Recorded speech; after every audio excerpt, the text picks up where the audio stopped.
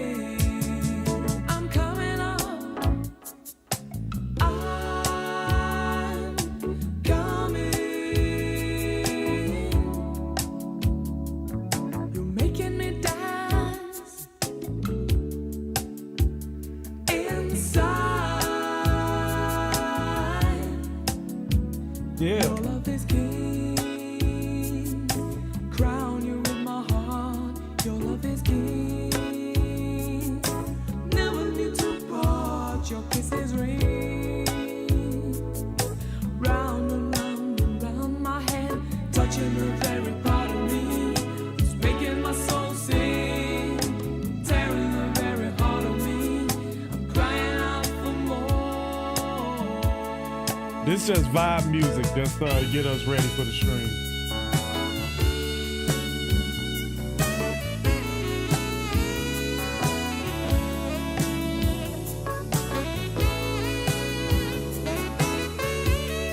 Uh-oh. Did we get clapped?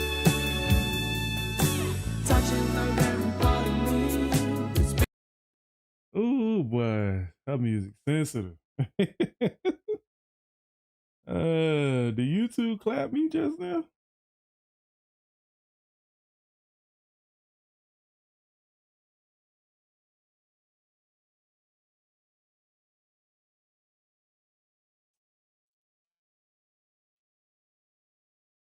You know what I mean? This is just a little bit of vibe music. I thought YouTube done clapped me a little bit, but so I got something on the lineup today. We got a little bit of REN, got some Dimash, got a little bit of rap.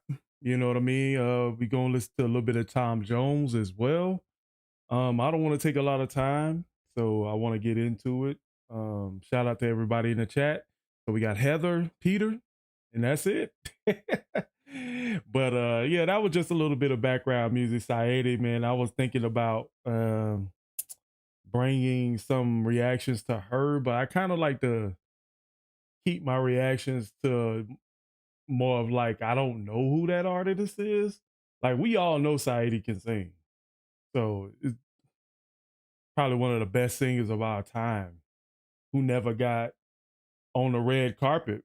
You know what I mean? Like, it's a lot of underground artists like her. And before we get to the reactions, there was something I wanted to do real quick.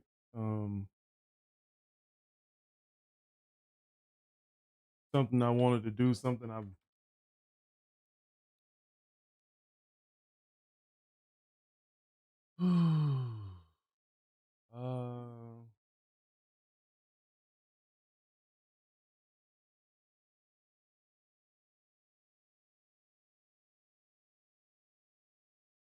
no.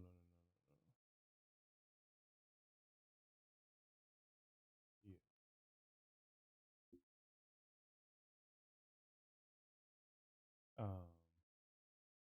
Is she?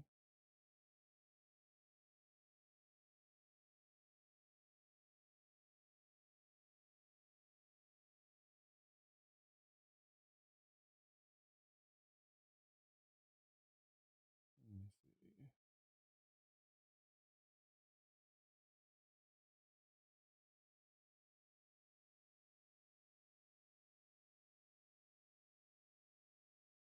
what was I listening to from his channel? Because this is something we're gonna be going into. We're gonna be going into a little bit of black music archives, basically. Now, this is a YouTube channel I linked up with, and I asked them, could I react to some of their content on for my channel, knowing that, hey, what's up, Jamie?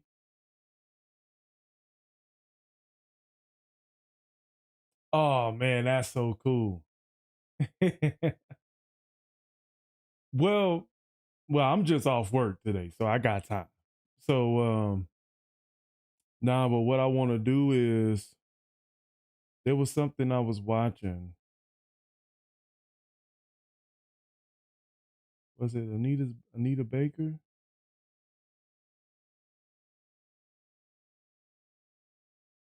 Artist explained Phyllis Hyman, Tina Turner's voice.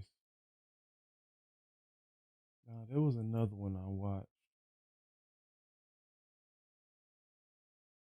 Technique song breakdowns.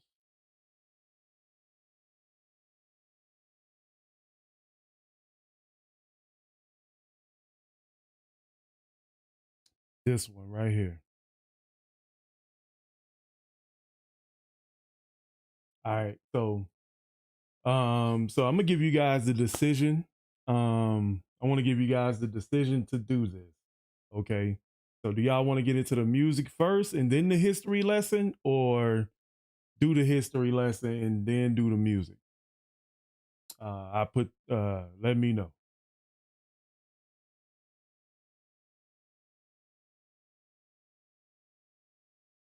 Because I got the music lined up. But this is something I wanted to share, and I will be kind of posting this as regular content on the channel. But I think you know what I'm saying, this is the way I'm gonna try to introduce black music on the channel to most people who are familiar with black music in any era. So one other thing I want to check out. Um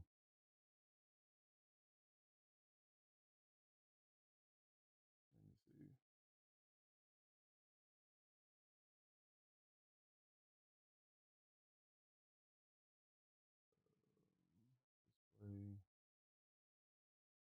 Display, display chapter 2.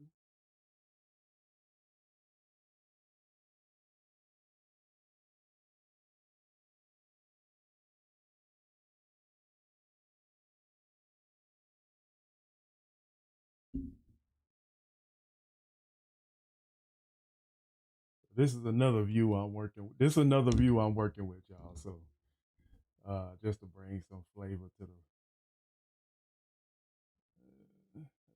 I think this is okay. I might have to scoot back a little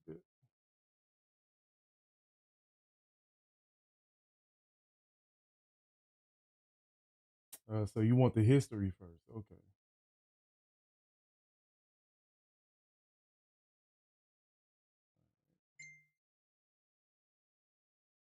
So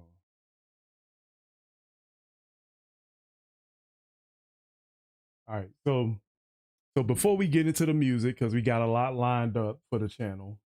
So what we're gonna do, we're gonna do is pop music, black music. And I've already watched this before, but um what I want to warn you guys might hear some dialogue that you might disagree with. And the type of community that I'm trying to build here is a community that's open to information and willing to kind of take it in and understand it and not burst out with any disagreement without doing the research first, or not even trying to understand what's happening inside of these videos. So that's the community I'm trying to build. So you know, if you people got certain issues, you know what I'm saying, this might not be the place for you. So what I'm trying to do is I also want to bring education to this music channel. Um the more that I learn, the more I begin to really appreciate what music is, and But with that being said, so we finna check out shout out to Black Music Archive. And is pop music black music, a video essay. So let's check it out. Every few months in the digital space, you'll see people say things like this. They'll rattle off all of the musical genres that have come from black people. But in the same digital spaces, you will also see people say things like this.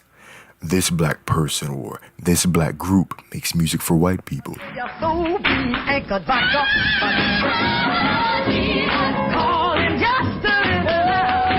When people think of black music, the first thing they think of is generally gospel. I don't know. Let me know if that's true in the comment section now. Let me know if that's true. When you think about black music, do you think about gospel first? Do y'all think about gospel first? Let me know.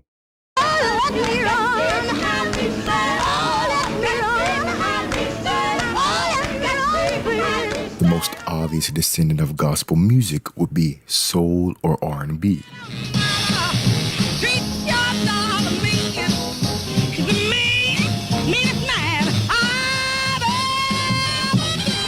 And in the music spaces, black music is generally defined as soul and R&B.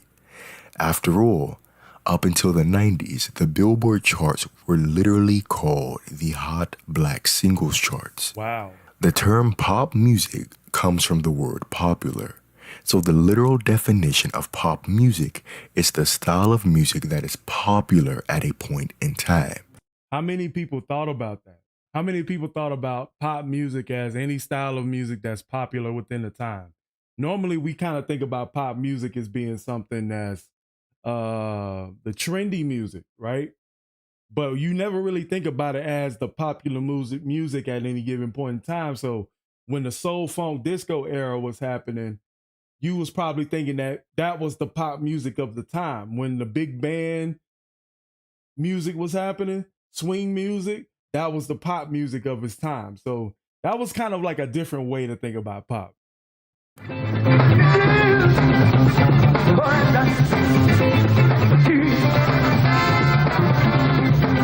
So technically, that would mean when soul music was at its height in the 70s with Aretha Franklin and James Brown, they were making pop music.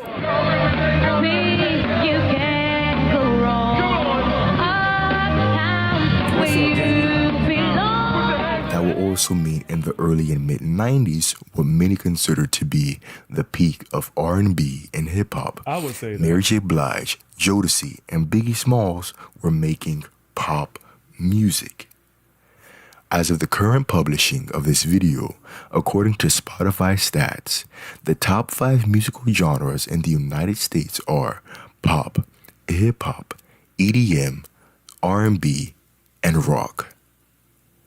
With each of these musical genres, a black person is closely associated with it. Michael Jackson is called the king of pop. Hip hop, as we know, is considered black music. Donna Summer's I Feel Love is credited with being the foundation of EDM music.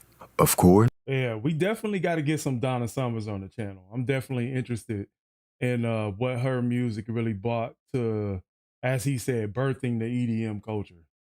R&B is considered black music.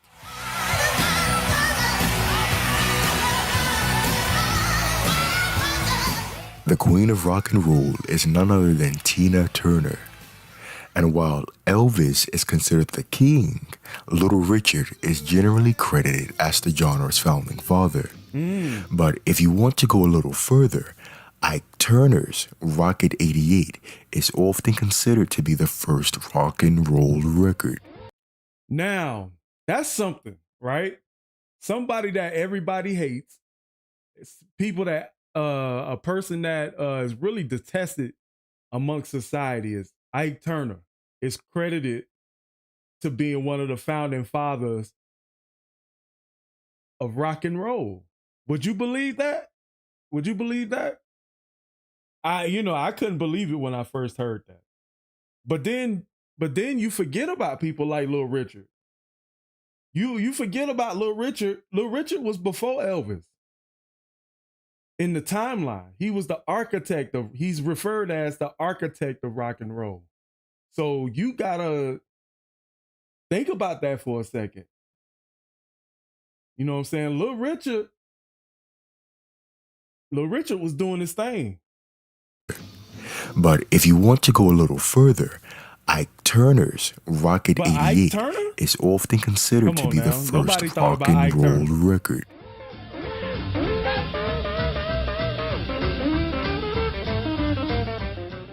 But you can't have the conversation about rock and roll without mentioning Sister Rosetta Tharpe, who many music critics say invented rock and roll. We need to bring Sister Rosetta Tharpe on the channel too. And what's interesting is that though black people are considered the foundations of these genres, among others, black people are not always the majority listeners of them. Do y'all agree with that statement? I'm sorry I'm stopping so much, but hopefully I'm building up to something at the end.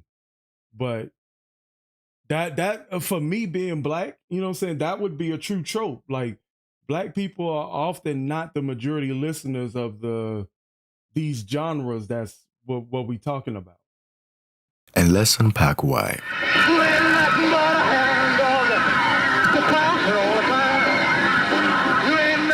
Back then, many of the major and monopoly record labels would pour more money into white artists carrying those specific genres.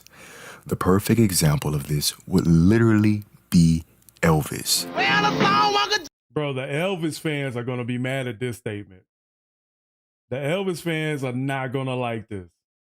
You know what I'm saying? The Elvis fans, look, I'm just saying this is history, okay?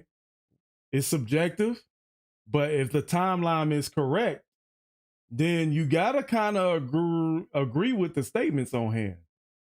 You know what I mean? The Elvis fans ain't going to like this. Perfect example of this would literally what's up, be Karen? Elvis. Well, a song Uncle John with bald head Sally. He sure ain't make me come and he got back in there. Yeah, baby.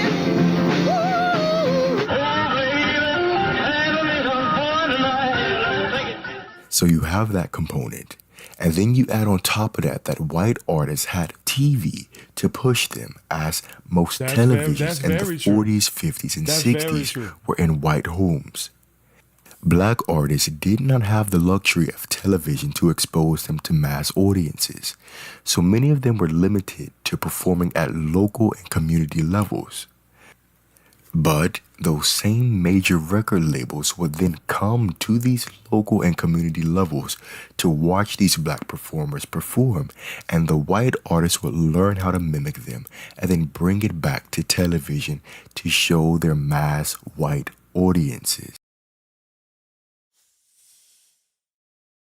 Now, before y'all get mad, I want to ask y'all a question. When you watch movies about black artists, right? There's the beginning of the movie is always showing somewhat like a white executive coming to the local bar, and then he's seeing this specific black artist, right?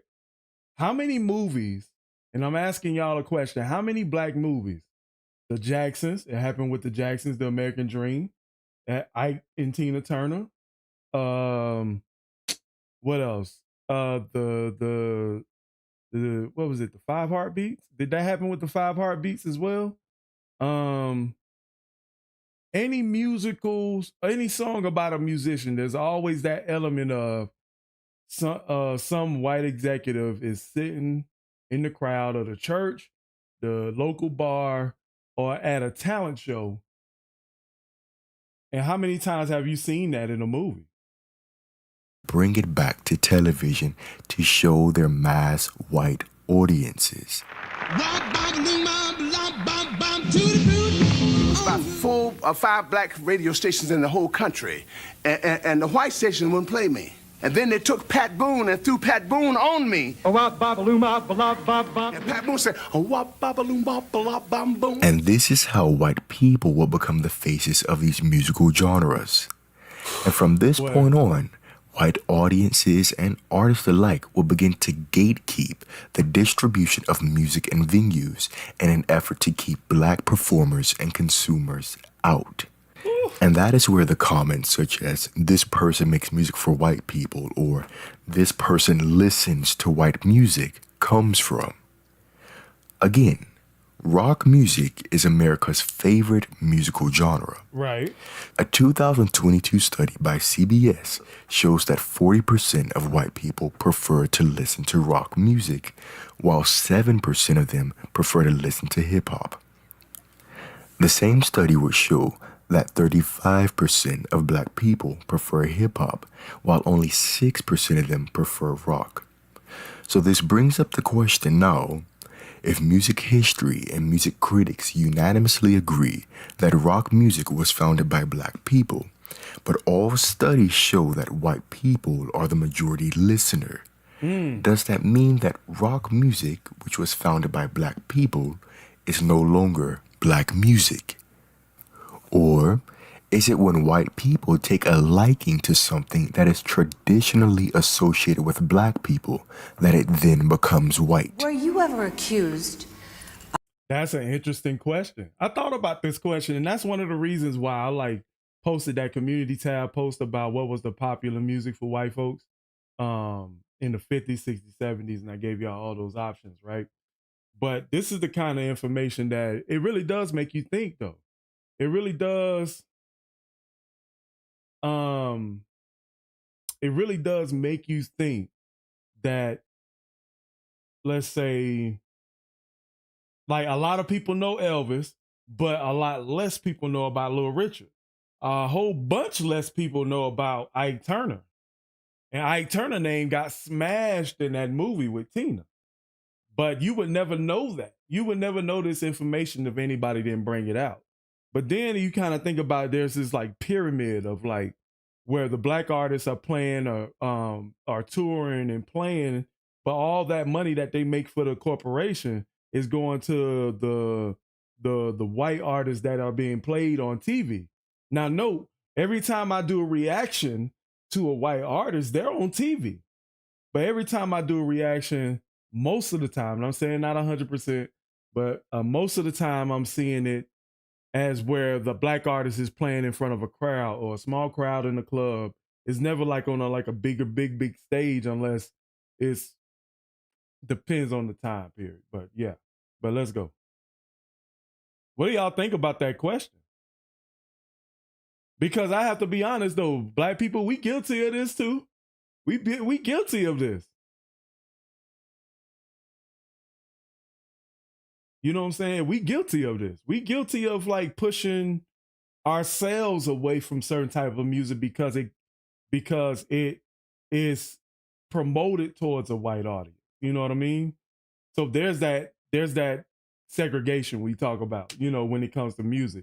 I'm not saying it's all white people's fault, but when you got promoters and television execs, this is all who they want to push because they want to push people that look like them on the television instead of just choosing the best artist to promote.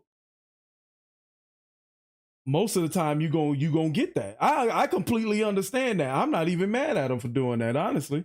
But it does stifle the greatness of the black artists who are in those genres. So I agree. You know what I'm saying? Ike Turner was trash. But you can't take that away from him. If he was one of the pioneers of a certain music genre, you can't take that away from him. You can tarnish his legacy with what he did, but you can't take away he was the father. Just like, you know, most of our presidents were slave masters. We know that, but still people are like, yo, they was the president. That was the first president. We not taking that from him. So, you know what I'm saying? We got to be balanced about our information and how we, you know, dig through it. Is no longer black music? Or is it when white people take a liking to something that is traditionally associated with black people that it then becomes white? Were you ever accused of something that I've heard many times, copping out and not being black enough? Male or female, Dionne Warwick is considered the first black crossover artist.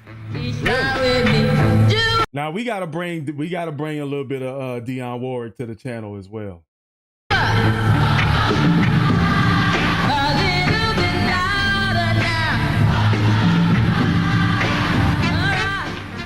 I remember vividly, there was a DJ in New York, Rocky G, and I asked him, I said, why aren't you playing my records? He said, well, you know, you're just too white for us. I said, excuse me? And you heard that right. Black DJs wouldn't play her music because they said she appealed to too many white audiences. It's our fault too. The irony is, you know what I'm saying? Dionne. That's like I said, we at fault for that too. But at the same time, we just following the motto of like the people who say that we're who they working for. You know what I mean? So, for example, you know, if white executives are pushing their music on musicians that only look like them, then we're going to do the same thing. We're not, you know, because we're trying to promote our own people as well. So there was a war for even influencing. It was a war for even influencing media and music in general. Like you can't like. It's always been like a slide on segregation a little bit. It's kind of weird though. Warwick, a black woman, changed the look, the sound, the standard of pop music. What's it all about, Alfie?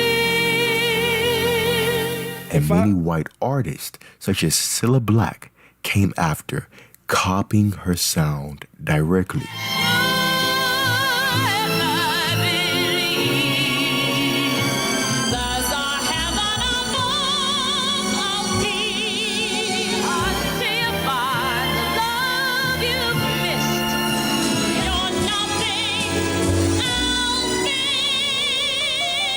We can clearly see that Dionne is a black woman, but to this day, black audiences still say that Dionne makes and made music for white people. But her career track record has shown that white people copy her sound directly. Dude, what do y'all think about that? What do y'all think about that?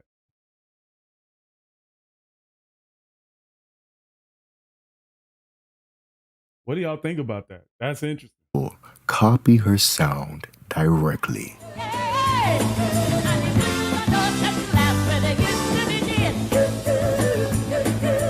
Among black artists, Dionne Warwick is also considered the foundation of some of R&B's greatest voices, such as Luther Vandross. A chair is still a chair, even when there's no one. She was his favorite singer, and the song that is most associated with Luther, "A House Is Not a Home," belongs to her. So this brings up the question, does Dionne Warwick make music for black people or white people? Whitney Houston, I want to dance with somebody.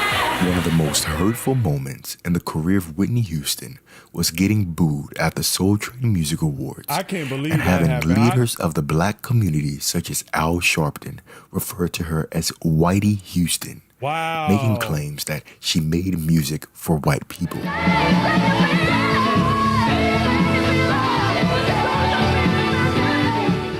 Prior to her streak of #1 hits on the pop charts, Whitney Houston was performing better on the R&B charts.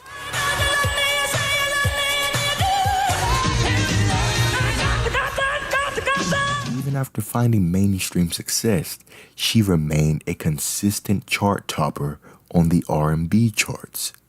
So, the question is, if Whitney is black, and if her initial success comes in black markets, and if her continued success comes in black markets, right, but in the interim, non-black listeners take a liking to her, does that, or how does that, strip away everything that's black about her? And that's normally, and I'm gonna tell y'all, like that's normally what the culture does. That's what we do. You know what I'm saying? We all know that Whitney Houston's mom was one of Elvis's black backup singers. So she was already introduced to the music industry at a young age. So she already had a boost. But at the same time, if most of her success comes on the black charts, comes from on the black, well, let's just say black charts for now. How is she making white music if all her success is coming from the black charts? Then we got to shift back to Dionne Warwick and the copiers. Now, in that time period, you could kind of say that that's what it was. Now, we call it doing cover songs today. The copiers were covering Dionne Warwick. But was it promoted like that? Was it them promoting them covering Dionne Warwick's music? Or was they trying to say that was their music when it comes to the copiers? Yeah. I mean, look, if we gonna actually get to the meat and bones of history, we gotta be honest. Like, we gotta be honest. We gotta at least consider, even if we don't agree with it all the way, we gotta at least think about that. There, in each era of music, there's a black artist that's synonymous with a lot of white artists at that time period. You could probably find one black person for every 3 artists that are being promoted. And we're talking about just promoting music here, nothing else. So what do y'all think about that? Because if that is indeed how it works, that would mean that when Anita Baker gets a #1 pop album less than a year after Whitney Houston, that Baker's album was made for white people. That's one of my favorite songs of all time. But no one in the world has ever questioned the blackness of Baker's music. Right.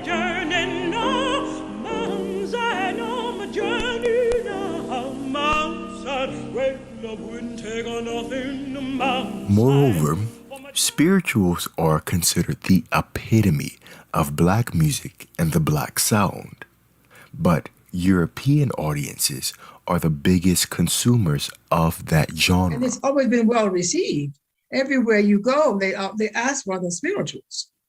Oh, so people it's become very popular. Wow. So people request that you guys sing those. Oh yes. Oh yes. Oh wow. Got the whole world in his hand. He's got the whole world in his hand. The queen of gospel and spirituals is none other than Mahalia Jackson. But if you look at Mahalia Jackson's career and majority of the footage available of her, she's performing for white audiences.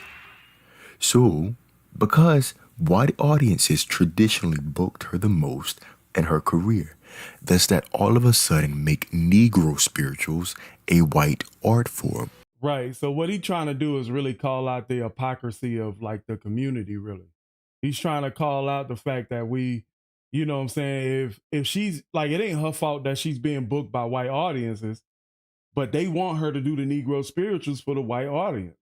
So that doesn't make it white music. You know what I mean? So let's be honest, like, you know what I'm saying? We're both at fault for it. You know what I'm saying? And I saw that one of the commenters touched on how the civil rights movement bridged the gap, widening audiences of multiple genres, but we're not really talking about the civil rights. You know what I mean? But even after the civil rights movement, this is still happening. Civil rights was like what, mid-60s? You know what I'm saying? Civil rights was like mid-60s. But this is still happening even after the 60s. He just mentioned like Whitney Houston. Well, in this context, in the part of the video, but you know what I'm saying? Dionne Warwick, you know what I'm saying? It's, you know, it's a tough subject to get through. I ain't gonna lie, this was hard for me to listen to. Does that all of a sudden make Negro spirituals a white art form?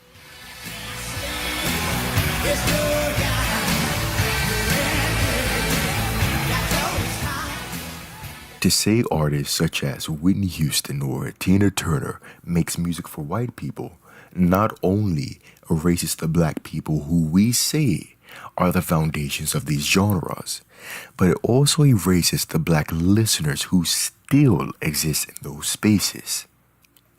After all, while statistically black people prefer hip-hop and R&B, there is still that small percentage of them who prefer to listen to rock music. Right. So while black people may not be the biggest listeners in all music genres, there are still black listeners present in each and every musical genre space.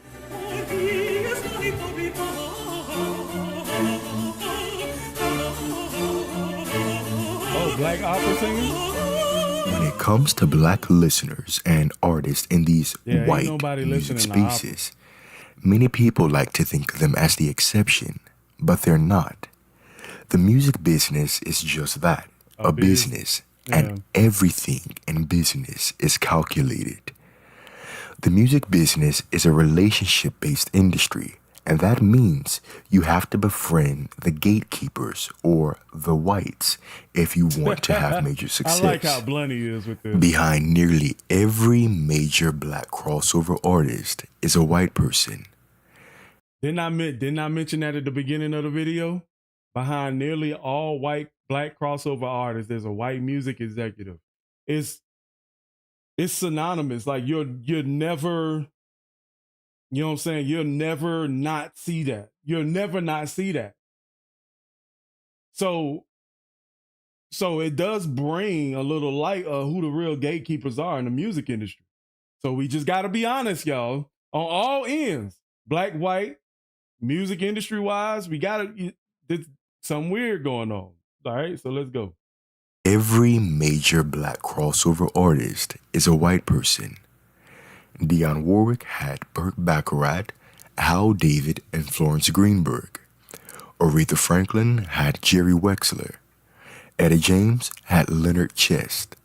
And Motown wouldn't be able to get into all these white homes without major distribution deals with major white labels. Is that fair? So nobody would have heard of Motown Records had it been for distribution deals with white labels.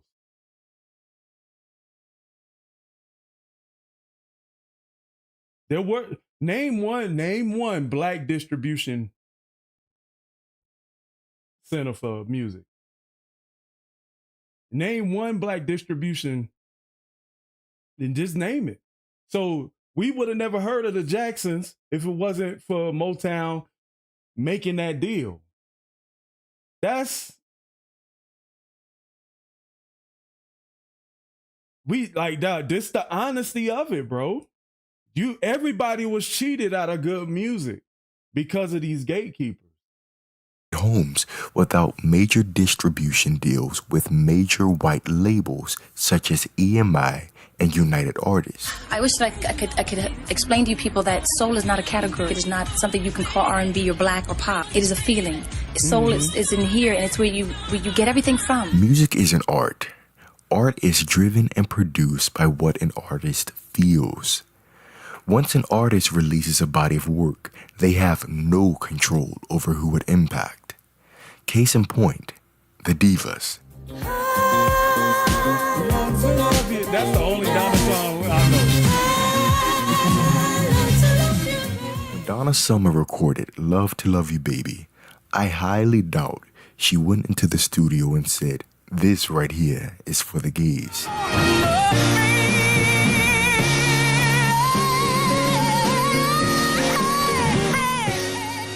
When Jennifer Holliday sang, "And I Am Telling You," she didn't know that the gay community would take such a strong liking to it.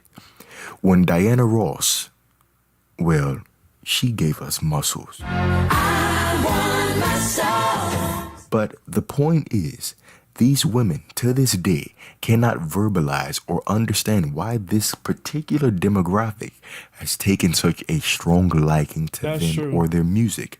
What do you think is the relationship between gay men and divas? Why are gay men so fascinated by or even obsessed by divas? Now that's a good question. You're going to have to ask a gay man that. Because what they do know is that they made the music that was near and dear to them.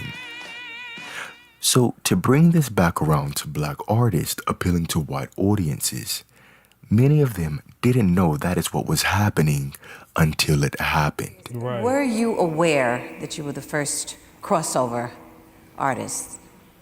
No, not until somebody told me. Well, you don't think about it when you're No, doing you just do think it. about the work. You know, you just go ahead and do it. And then someone came over to you and said, that's crossover music. Yeah. And no one's ever done that before. So, to reiterate my point, music is music. And I agree with and that. black music is pop music, among many others. Thanks for watching. I hope you learned something. Until next time. All right, man. Shout out to Black Music Archive with this one. There's a lot of different truths that's like really hard to hear. You know what I'm saying? And I believe it. Like a lot of this stuff is very hard to hear. It's not easy. And I can kind of tell like, there's probably some parts that were missed because I'm watching y'all comments go down on the screen. So, and y'all reiterating some things. Now, don't get me wrong. I know a lot of these white execs like really did fight for their artists, but that doesn't change the fact that these artists are synonymous with these, people. You know what I'm saying? The only thing I would say, let me see. I gotta look that up. What about the Jackson 5? Because I started to think that Quincy Jones found them, but I'm not sure about that anymore. But there's a lot of questions to be answered. I wonder how many of you guys agree with this, okay? Let me know in the comment section below, man. Okay? Peace.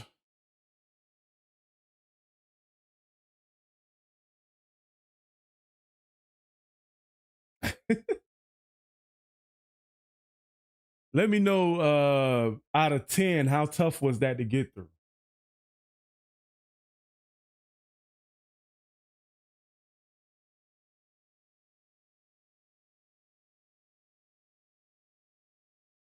Now, just address Nader. Nader says, I have to wonder why, especially from the black people, find it so hard to believe that most white people, including myself, absolutely love all the fashion and genres are the most gifted and talented. You know what I'm saying? Like we don't mind, like, because you giving us our credit. You know what I'm saying? You giving black folks our credit. So, and let me know, do y'all guys want me to react to more Black Music Archives' content, man? All I say, man, is just get that man to subscribe, man. He about 10K away from 100K. So, let the Mug Tech fam, you know what I'm saying, help him along his way on this journey. But there's a lot to unpack through that. And then there's, you know what I'm saying? And then I'm saying like there's a lot of I'm still looking at this camera over here. But there's a lot to unpack. You know what I mean? Not all the questions were answered. And I know a lot of people going to have a lot of tough rebuttals for that. I can't wait to see the comment section after I post this. You know what I'm saying? But a lot of people got to understand, like, man, it was a weird time. You know what I mean? Just think about it. Like, you get founded by a white exec, you think you made it. And then all of a sudden, you start seeing white artists sounding like you. I wonder how, Lil Richard don't get enough credit. Dionne Warwick don't get enough credit.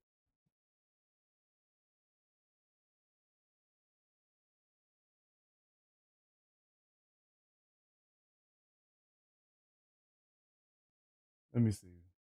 Deborah says, sorry, too much for me. I love all music genres, period, and I'm white, but I don't say that I love that singer because you one of the Elvis and the black community. Yeah, we watched that on the channel. I already know about Elvis, but that doesn't change the history though. That doesn't we know Elvis was talented. We know we know Elvis grew up around black folks, but that doesn't change history. Like that doesn't change what happened between him and Little Richard.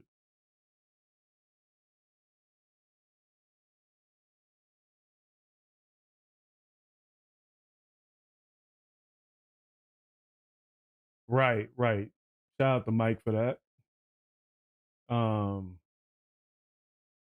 It's a great conversation starter, man. I can't wait to post it. And most of my audience is, is white, so I'm definitely interested on seeing like the discrepancy and what they think. You know what I'm saying? And I probably stopped it a little bit more than I wanted to, but I had to ask questions at certain points. But Heartache cheating was awful, so I take myself. The Spinners, the Jackson 5. You know what I mean? Like a lot of people know about these artists too, man. But you would never. But since black artists weren't normally on TV first, a lot of people think certain artists are the pioneers when they wasn't. You know what I'm saying? A lot of people say, Elvis was the best musician in the world, but he was just on TV, probably in front of somebody who was just as talented as he was. But he's the one that they promoting.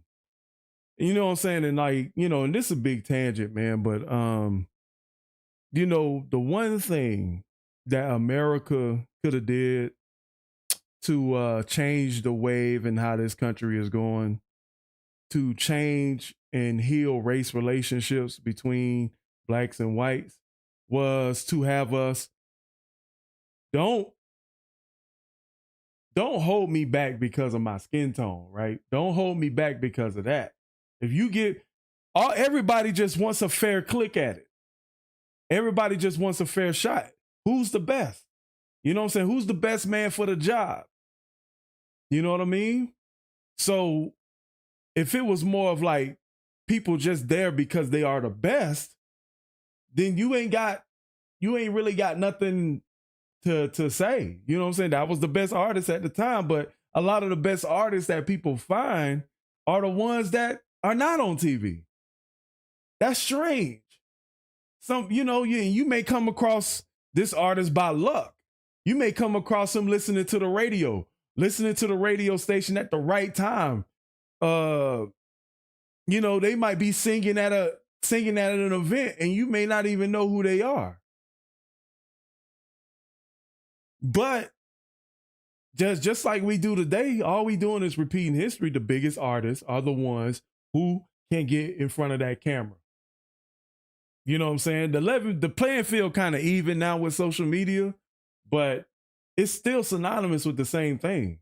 You know what I'm saying? REN, people like Tom McDonald, Dax, Upchurch, shoot, man, even like people like Dimash, or like all the artists that we react to on this channel, we wouldn't know about them on YouTube. But if they were able to get a bigger platform, let's just say being on MTV or VH1, they could be bigger artists as well. So who's the gatekeepers for that? Because the gatekeepers are still here. I don't care what you say.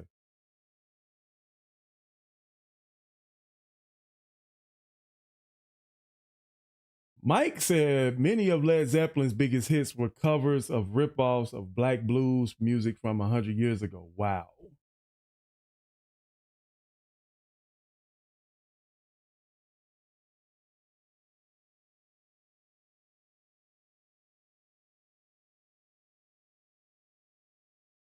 Right. Shout out to Karen. Shout out. Hey, what's up, Jeff? Man, welcome back.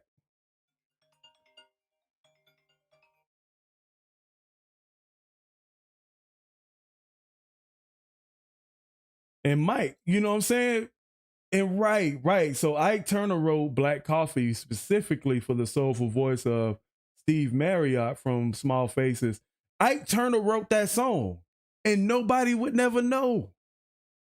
Nobody would never know. That's crazy. You know what I'm saying? That's what I'm saying. Like, if we gonna judge, like, if Ike Turner's a good musician, don't judge him. You know what I'm saying? Don't judge him for what he did outside of music. His contributions in music is immaculate, but him as a person, yeah, we can judge that.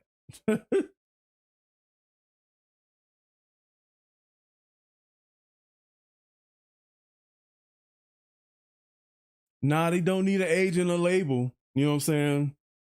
A lot of artists do use YouTube as to get exposure, but I'm gonna say this.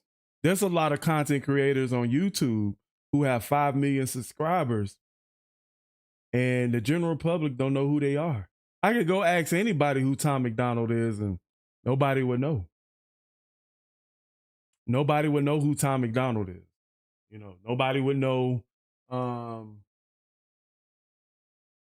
who Dax is. Like, nobody would know.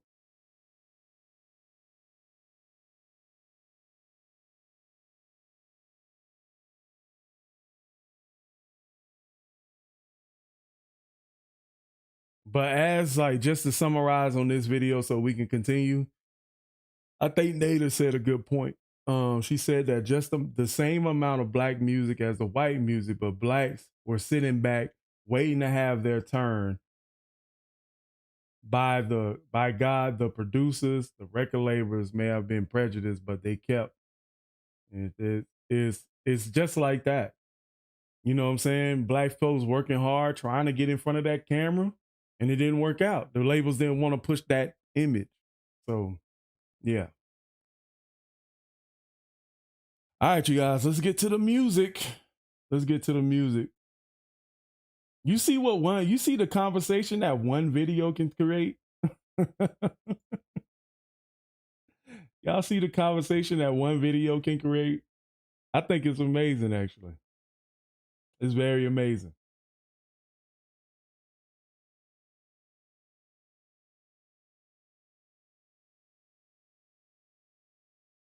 But you know, you can compare that to the 90s as well. You know what I'm saying? The 90s was like the golden age for like music and TV sitcoms. And most of the time you saw black shows like Martin, Lamar Lawrence, you know, Def Comedy Jam, Jamie Foxx Show, Family Matters, you know, Saved by the Bell was trucking too. Boy Meets World was trucking too. But, you know what I'm saying, the concept for Friends came from Living Single. In Living Color was, at some point, In Living Color was killing Saturday Night Live in ratings, and they had to get In Living Color up out of here.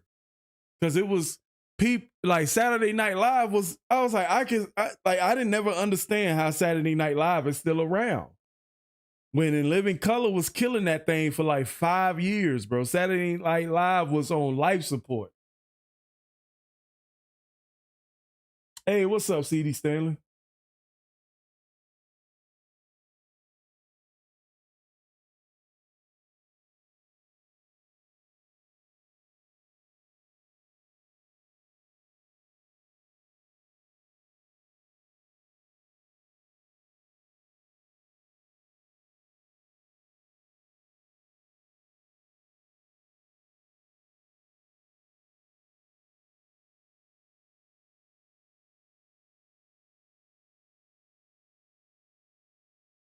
Mm-hmm. At least everybody agree with me on that In Living Color fact, though. All right, you guys, man. We got REN. We're gonna start out. We're going back to the REN reactions. So we got REN with Money Game, okay? Let me see. REN has the lyrics right here. I'm telling you, boy, these intelligent reactions that we be doing, these conversational reactions, we could have had a whole stream just based off that one video. So it kind of drains my energy, especially when you got somebody like REN who is very lyrical. So this is gonna hurt my brain. All right, you guys, we got REN with Money Game, okay? So let's check this out, man.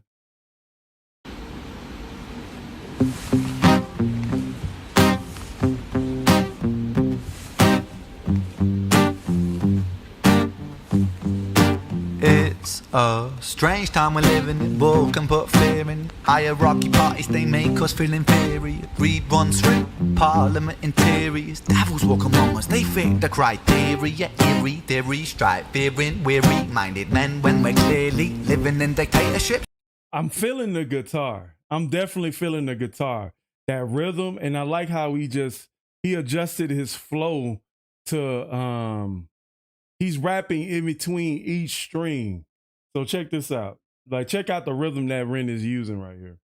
Walk and put fear in hierarchy parties, they make us feel inferior. Read one through Parliament interiors. Devils walk among us, they fit the criteria. Eerie theory, stripe, fearing, weary-minded men when we're clearly living in dictatorships. Nearly blinded by illusions to choose, but who's fooling who? A ball chained to your shoes on pain. It's a crying shame. The pursuit of our own wealth lights a flame that makes greed a game that lets this whole war burn. As the world turns, the whole world burns. But money was invented for trade, but now those bits of paper twist hearts, make slaves, turns a saint into a sinner, a child into a killer. His finger on the trigger of a money game. Oh, rain, rain. That is very interesting. I like that first verse though. I like what he did in that whole verse, man. So let me go break it down real quick. So strange time we're living in. World can put fear in you. Hierarchy parties make us feel inferior. Greed runs through the parliament interior. Devils walk among us, they fit the criteria. It reads the restrike, strike fury and weary mind did shoot. I lost the flow. It reads the restrike fear and weary minded men, because we're clearly living in dictatorships, nearly blindsided by illusions to choose, but who's fooling who? I messed that up, man. I thought I had it. But anyway, dang, he said, world can put a fear in you. And then he connected that line with hierarchy parties make us feel inferior. Greed runs through the parliament interior. Devils walk among us. They fit the criteria. So there's a contrast with the devils and greed lines. And then eerie theory, strike fear and weary minds men, because we're clearly living in dictatorships. Nearly. I like the way he broke that off. That was pretty cool. You know what I mean? So let me see. Maybe I can use this and kind of give y'all like a, let me see.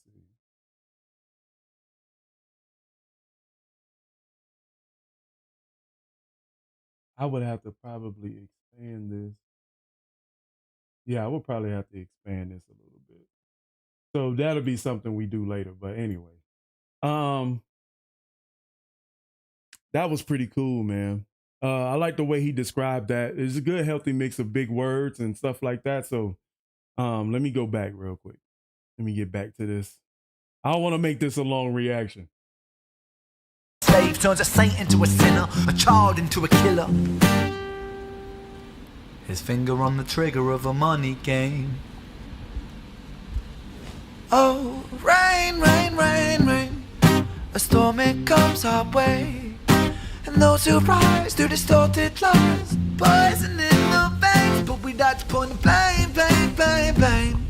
It's easier to blame, but point the mirror at ourselves. We're all part of this old money game. Stop.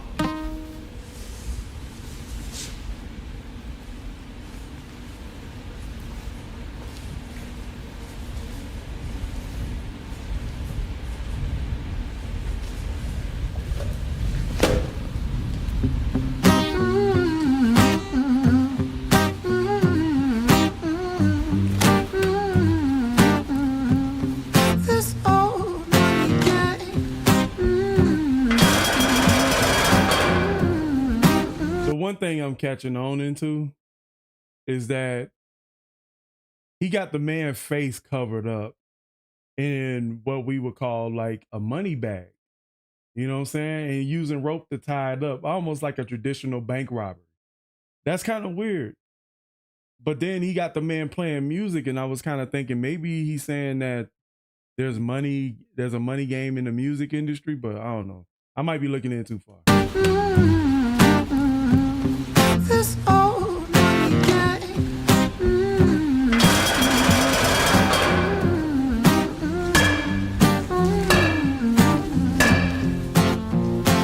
Dear Mr. president. It's evident that everyone's a resident of fear when they support these ideas to keep us separate. When they make us believe that everybody is coming to terrorize you in the streets. They say proudly through gritted teeth, that's my right to hate. That's freedom of speech.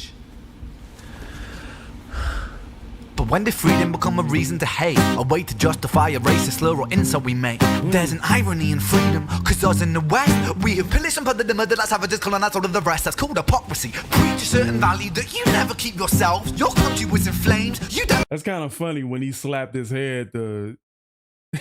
He slapped the dude's head and homie was still in rhythm. Irony and freedom, cause us in the West, we have pillaged and plundered the murder that savages colonized all of the rest. That's called hypocrisy. Preach a certain value that you never keep yourselves. Your country was in flames, you denigrate yourselves in a second. Still you spit your venom, demonizing immigrants when really you're the immigrant. Cause all of us are immigrants or descended from immigrants. Irony is imminent, I'll shed the light on immigrants. America was colonized by Britain.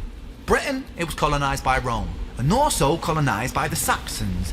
They were German, by the way. You know how people throw shade upon the Germans because of history's pain, and yet we made the same mistakes all again. Demonize a whole people, Jewish or Muslim, the same and the same. I like how he brought that colonization thing full circle. You know what I mean? Old situations play on repeat. The same old TV shows repeat. Yeah, we worship the bleak. Our opinions are our own and we follow like sheep. There's no left, there's no right. In the middle we sleep. Rain, rain, rain, rain. A storm it comes our way, and those who rise through distorted lies, poison in the veins, but we'd like to point the blame, blame, blame, blame. That's so catchy. In the melody, the rhythm is so simple that it makes the song that much catchier. He's not doing really nothing special. He's just kind of keeping that same acoustic rhythm throughout the whole video. Let me see. Is there anything? He said, "Dear Mr. President, it's evident that everyone's a resident of fear that they support the ideas that keep us separate." Cool. I like that. That he's speaking about the general consensus of the culture. When they make us believe that everyone is coming to terrorize you in the streets, they say proudly through gritted teeth. It's my right to hate. That's my freedom of speech. Oh, that's the fast part he did. When they make us believe that everybody is coming to terrorize you in the streets, they say it's proudly through gritted teeth. It has my right to hate. That is freedom of speech. When did freedom become a reason to hate? A way to justify a racial slur or insult we make.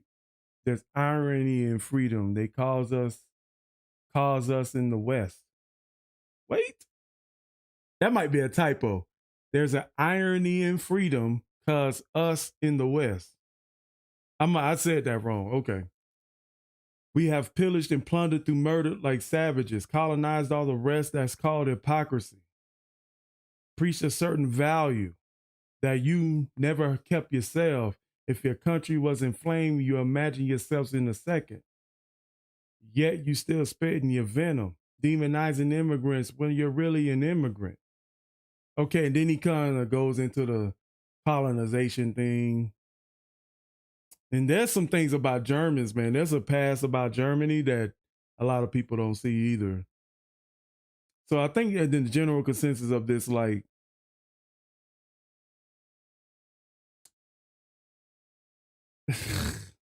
dang, I lost it. All right, okay. Let me keep going. I don't want to keep y'all here. It's easier. He said REN is promoting literacy one bar at a time, for real. For some reason, I couldn't read, man. And I have great comprehension. But sometimes I get stuck with reading because I'm worrying about time in the video. So my bad.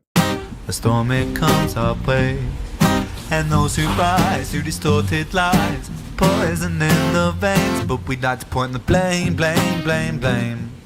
It's easier to blame, but point the mirror at ourselves. Was he referring to the colonization? Because that like 75% of that last verse was about colonization. But I wonder if he was speaking more about the mental colonization and then like the physical colonization as well. That we can have, we can be controlled. We can have our minds colonized. We can have our minds colonized, and then he's talking about the physical colonization of America, Britain, Rome, and such. You know what I'm saying? I think that was a nice touch. We're all part of this whole money game.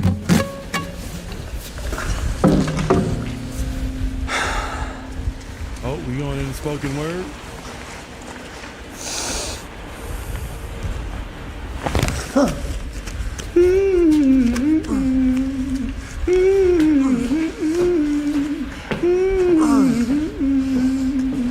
This whole money game.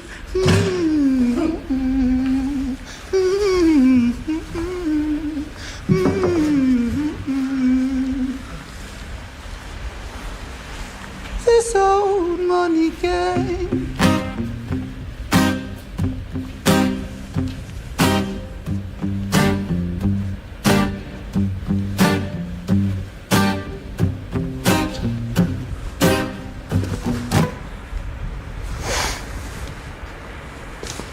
What?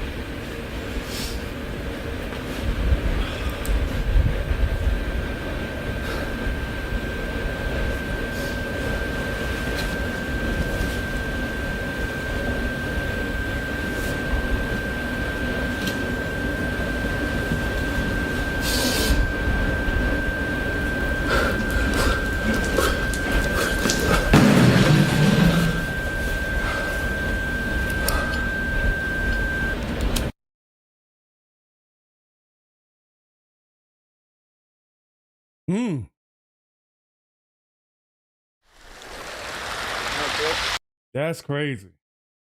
That's crazy. We may have to you can't leave me on a cliffhanger like that. You can't leave me on a cliffhanger like that. We not doing a lie. Oh shoot. We not doing a line. We're not doing it. Okay. Definitely. I wasn't planning on doing money game too, but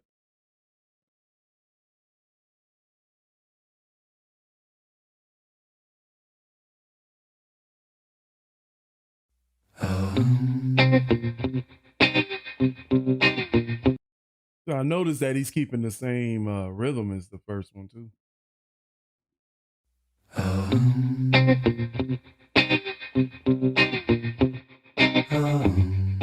You can see small clips when Strange time we're living in, panic and hysteria. Poor man learn, the rich man don't care for your narcissist mindset spread like malaria. Sit back and watch the show.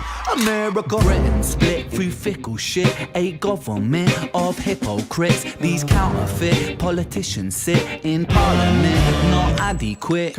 That's funny because you can almost say like this is like the third verse for the previous one, because the second verse was all talking about the indoctrination and colonization and stuff, and now you jumping into this as almost like calling them out for greed too. These counterfeit politicians sit in parliament, not adequate. Come on. Needlessly bleeding, resources all dry. Turn a blind eye if it means a pay rise. Oh, what a shame it would be, I would die. Turn a blind eye if it means a pay raise will rise. That's bars. I turn a blind eye if it means a pay rise. Oh, what a shame it would be, I would die if number 10 Downing Street burned in a fire. Only joking, only messing, don't be stressing. I'm a peaceful adolescent, there's no need to be unpleasant. Write my thesis in a rhyme scheme to analyze the brain while my fingers on the trigger of a money game. Oh, rain, rain, rain, rain, a storm it comes our way. And no surprise to distorted lies, poison in the veins, but without the point of blame. It's easier to blame. But point the mirror at ourselves. We're all part of this whole money game. So, man, we got to even break it down to the contrast of what happened 3 years ago. You know what I'm saying? You know how many millionaires was created that year when it first started? Y'all know what I'm referring to? You know what I mean? Y'all know what I'm referring to? You know how many millionaires was created? You know how much money switched around? And you know how many different types of industries became millionaires in a year where the people on the bottom didn't have any economy? People lost their jobs. People had to get up out their house. People got evicted. People got on the streets. I mean, bro, housing market inflated because of that.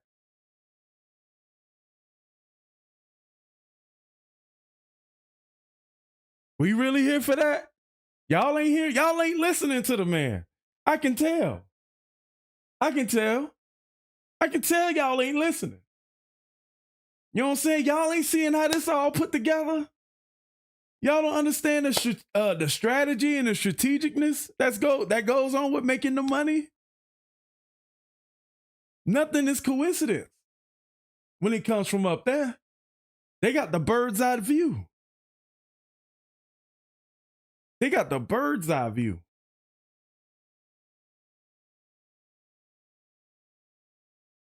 They got the bird's eye view, but I got to decide which words I use. Okay. Blame. It's easier to blame. But point the mirror at ourselves. We're all part of this whole money game.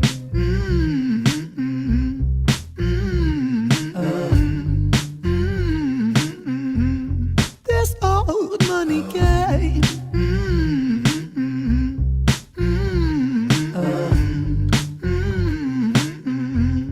This old money is a game and the ladder we climb turns a saint into a sinner with his finger in crime. I'll break it down for you motherfuckers line by line. This is business economics in a nursery rhyme. She sells seashells on a seashore, but the value of these shells will fall due to the laws of supply and demand. No one wants to buy shells because there's loads on the sand. Step one, you must create a sense of scarcity. Shells will sell much better if the people think they're rare, you see. Bear with me, take as many shells as you can find and hide them on an island. Stockpile them high until they're rarer than a diamond. Step two, gotta make the people think that they want them, really fucking want them. Hit them like Bronson. Influencers, product placement, featured primetime entertainment. If you haven't got a shell, then you're just a fucking waste.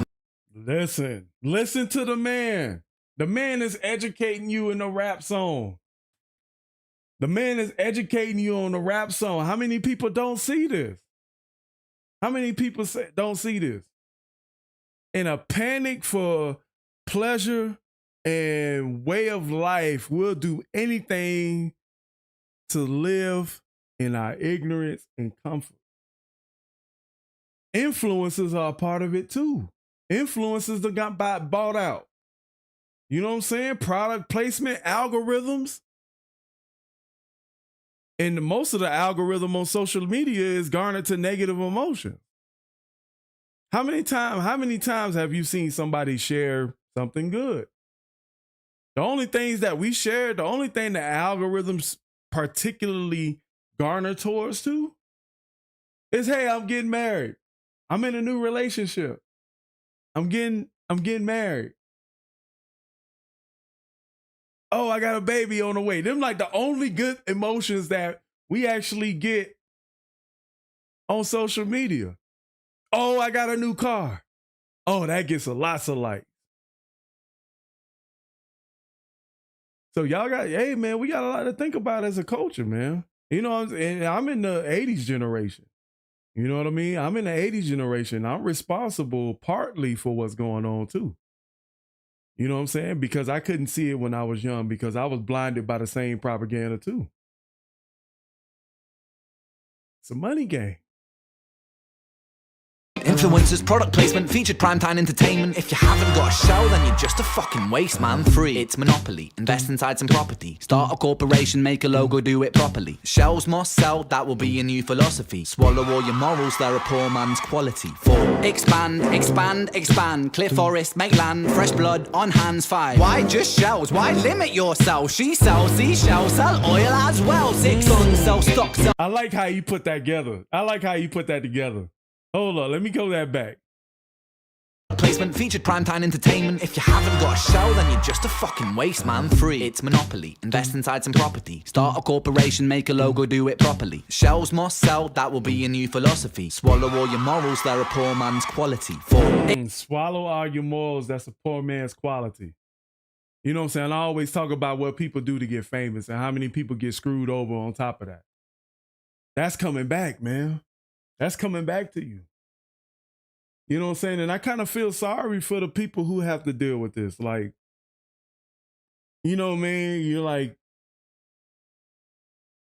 you know what I'm saying? We all benefit off this society. We all reap the benefits of what these people did in the past, but that past comes back to catch up with us. And you know what I'm saying? We don't really know what America's in for because we don't know what exactly America is doing across the rest of the world. So there's going to be a lot of unsuspecting Americans who represent freedom of speech, who tend to live that way of life, and then we're going to end up getting the brunt of what somebody else should have got because what they did 50 years ago. That sounds familiar, don't it? All right, let's go. Must sell, that will be your new philosophy. Swallow all your morals, they're a poor man's quality. 4. Expand, expand, expand. Clear forest, make land, fresh blood on hands. 5. Why just shells? Why limit yourself? She sells seashells, sell oil as well. 6. Sell stock, sell diamonds, sell rock, sell water to a fish, sell the time to a clock. 7. Press on the gas, take your foot off the brakes, then run to be the president of the United States. 8. Big smile, make big wave, that's great. Now the truth is overrated, tell lies out the gate. 9. Polarize the people. Controversy is the game. It don't matter if they hate you, if they all say your name. I said that. You know what I'm saying? I think a lot of the stuff that's happening in this country is having a reverse effect. I think instead of them trying to take over the country, I think they're going to have the country implode on itself. I'm sorry. I said the quiet part out loud. 10. The world is yours. Step out on the stage to a round of applause. You're a liar, cheat, a devil, a whore. Only reason I know the words because I'm singing it with them. So. And you sell seashells on the seashore. Rain, rain, rain, rain. A storm, it comes our way. And no surprise to distorted lies. Poison in the veins, but we died upon the blame, blame, blame, blame. It's easier to blame. But point the mirror at ourselves. We're all part of this whole money game.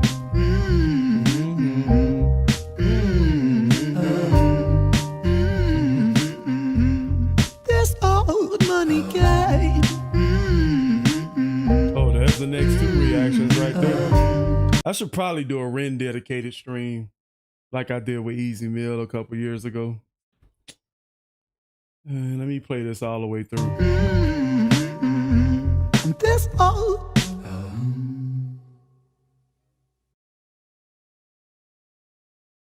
All right, man. Money Game 1 and 2. Strange concept, but I like it. I like it. You know what I'm saying? This is not low value, low quality music right here. Money Game 1 and 2 is exactly what the people need to hear. This is exactly the type of music that Marvin Gaye was trying to do, the type of music that Bob Marley was trying to do, was to enlighten and inform. But he has to do it on this form because you know, they're not gonna let REN come on TV and do Money Game. No. All right. But with that being said, I see y'all at the next reaction, man. Peace. I'm doing these for videos, everybody. So, all right, y'all getting a glance at how I do videos. But I was actually in a bad mood. I was actually in a bad mood. I was actually in a real bad mood. I was in a real bad mood. And I had to go live to kind of get myself to feel better. So we gonna keep going because we got 1, 2, 3, 4, 5, 6, 7, 8, 9. 1, 2, 3, 4, 5, 6, 7, 8. So we got 9 reactions. So wait a minute, like before I start the next one, like what was y'all saying in here?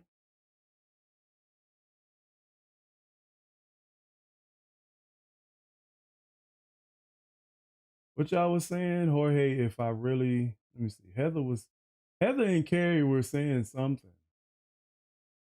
and I didn't get to see it.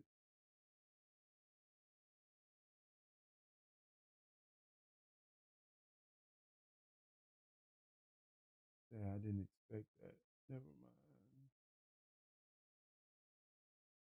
mind. Okay, Carrie, I live in. This is why Mugs, Carrie, and I think you should reach to some seriously fire native hip hop. Native hip hop? Make progress and decide to share. I'll post it and let know. Muggs and Wolf Johnson and REN have inspired me, but I'm not brave. Big Tech.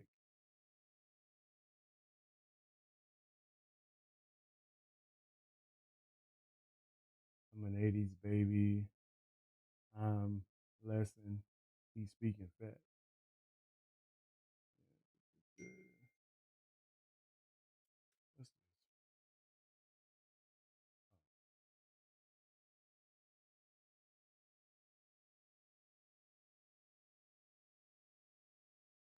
That's it. No Facebook. Just a quick.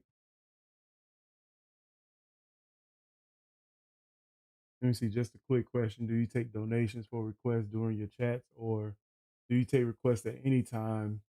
I kind of got I got my reactions planned out for today. Jamie, but the rules normally go if you hit up the PayPal or the Cash App or the coffee, buy me a coffee.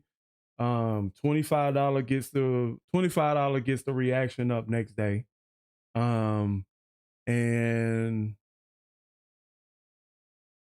$15 just I post it with the other content. But you get it expedited faster with the 25. Now, if somebody wanted me to react to an album, I'm gonna make that 100. So hey, if anybody album reactions, nah, man, like nah, that's a whole day. If anybody wants album reactions, man, that might be 150. I don't know. But yeah.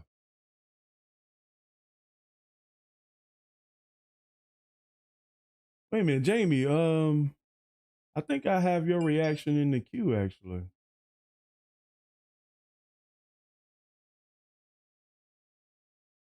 Let me see. It should be up here.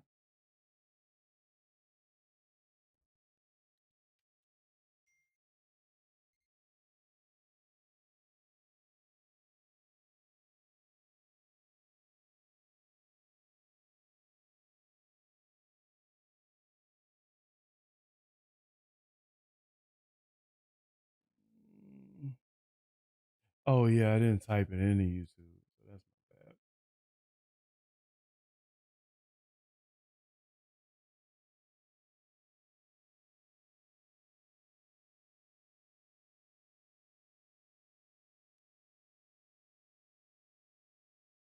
What was it? Dan Vaz.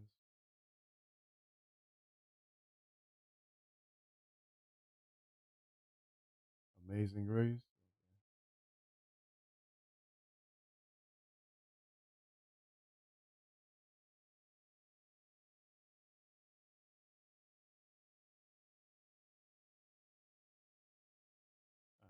So I guess we got 10 reactions to go. Yeah, I couldn't do it yesterday because me and my wife were, hanging out.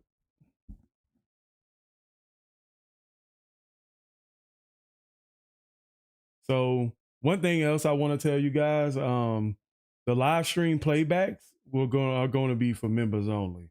So if you just want to watch everything we doing now in the live stream instead of coming back for the regular videos, you can become a member and then you'll be able to watch the playbacks on the live.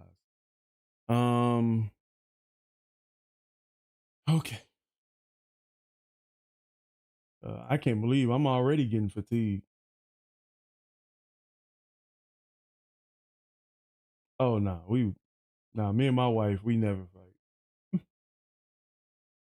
Me and my wife, we never fight.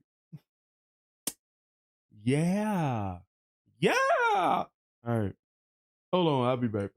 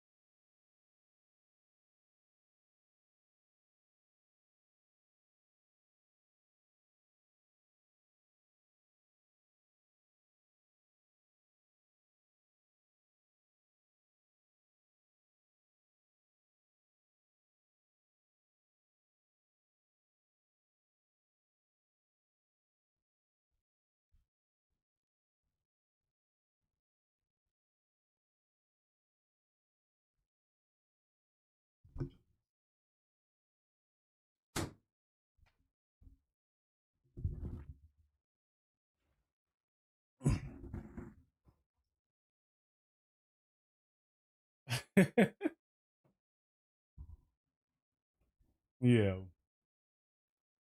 All right.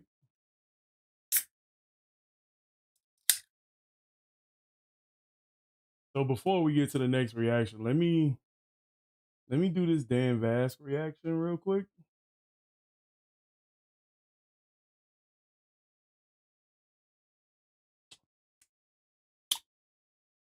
This is my this is my energy right here.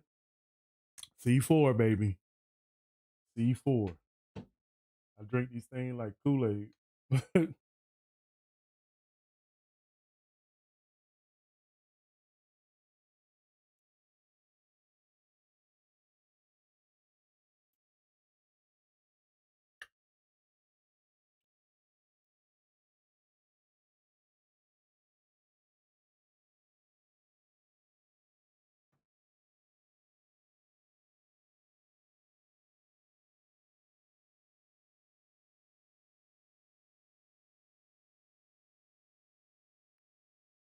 All right. So, all right, you guys, we got Metal Singer performs Amazing Grace. You say, I want some of that purple stuff. Yeah, funny.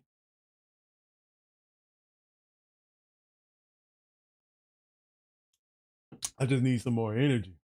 I'm crashing. Like when I do highly talkative reactions, like especially with the documentary, like my brain doesn't have that same talking fatigue, man. Like think about it. Like remember when we all in our mid-20s, we could go out to the club, we could talk to 3 o'clock in the morning. We could talk to 3 o'clock in the morning, y'all. But when we turn 40, man, look, man, I got about 2 hours of social light in me, bro, and then I'm gonna go home, bro.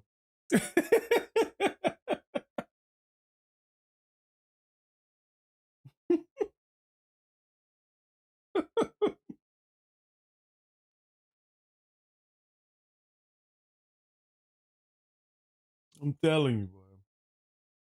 I ain't got a lot.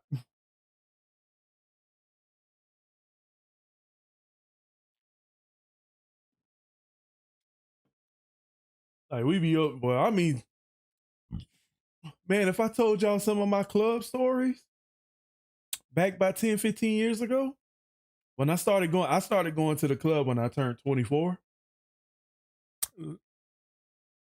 And bro, like the sheer amount of talking I used to do. Just talking to women, getting to know people. I mean, bro, you'll leave that club like you'll leave the club just exhausted from talking all night. Like I used to be mad because I'm not physically tired. I could go home and jump on the game and play for another few hours. But just talking? Nah, don't call me after the club, man. Look.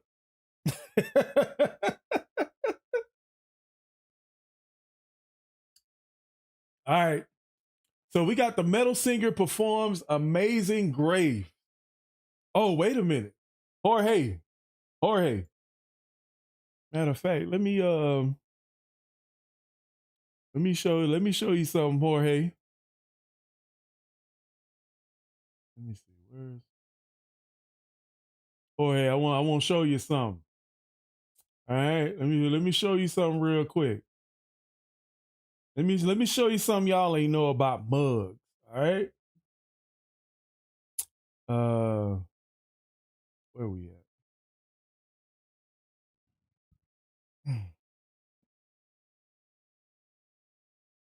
Where we at? It's up here. All right.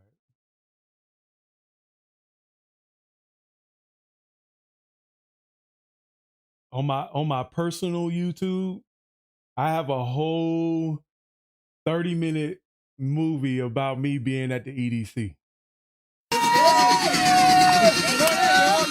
you guys in there.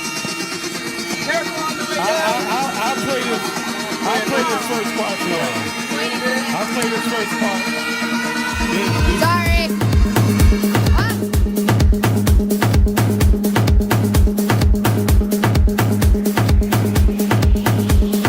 2012 for 11 years.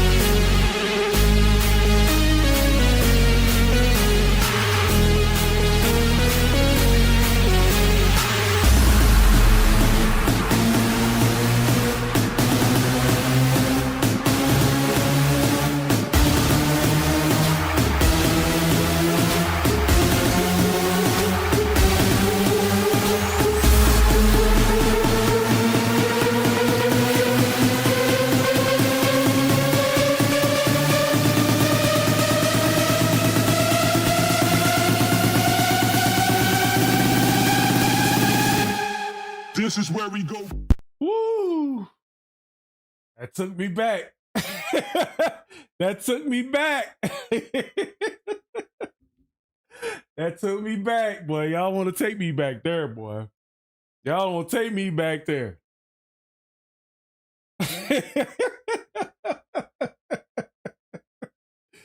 Boy, y'all don't want to take me back there. Muggs, what you mean you haven't done Ren's Fisher retake yet? I think I did. Y'all don't want to take me back there. Y'all don't want to take me back. Old Muggs, man.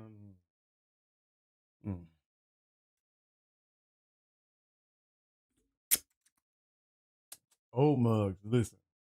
Okay? Old Muggs. I'm much more laid back now. 2012 Muggs was out of control.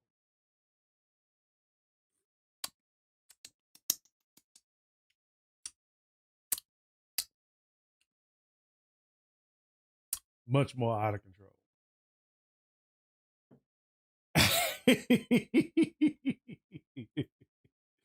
Hold up. Oh, let me see if I can find it first.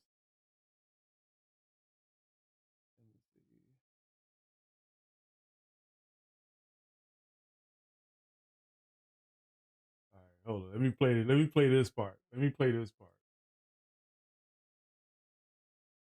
Like you know what I'm saying? I was out there taking them pictures, boy. Let's get it.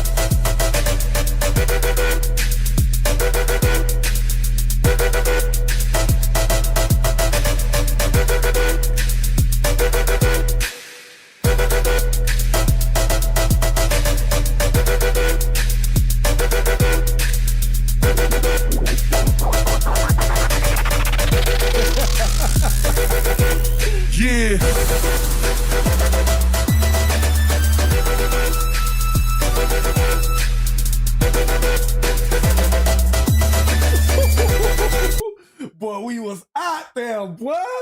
Boy, we was out there. We was in the streets. We was in the streets, bro.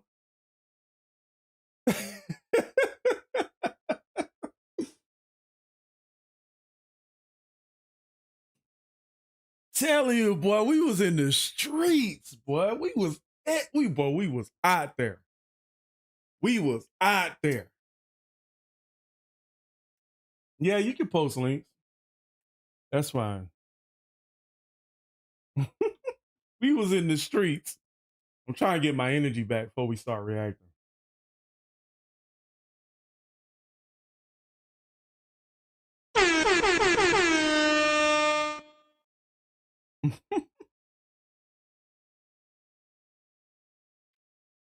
Boy, we was in them streets, boy.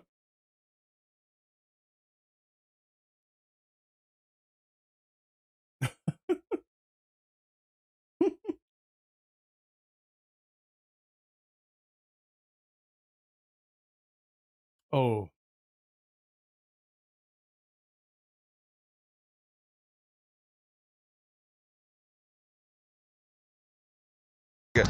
Floss is right here in this motherfucking building right now, nigga. We're like 200 fucking feet away from this motherfucker right now. I will play that MP3 right now and shit like that, but no, I won't. Because I'm waiting for that beautiful fucking mix that's gonna be in that motherfucking club right now and shit like that. With my motherfucking niggas. You can't even fucking explain this shit right now.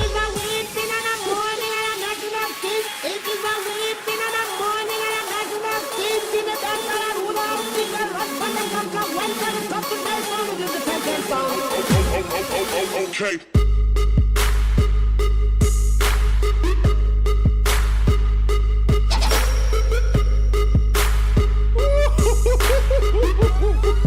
Boy!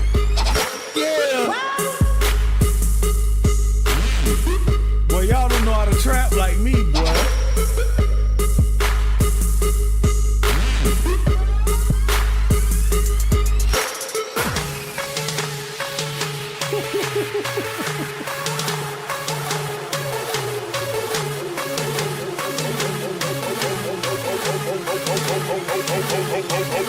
Okay. I'll say.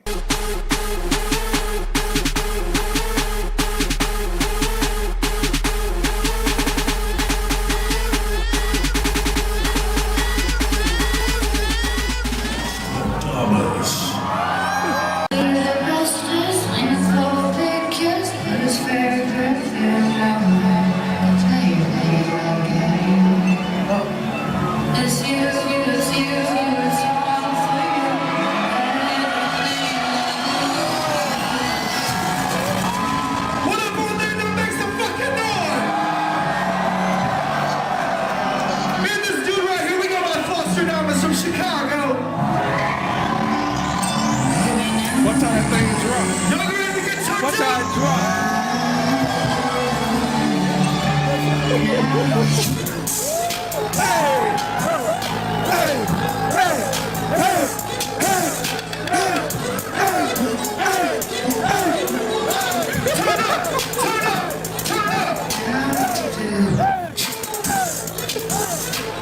How you feel being in Orlando again, Tony Tone? Man, just brings me back times and shit like that.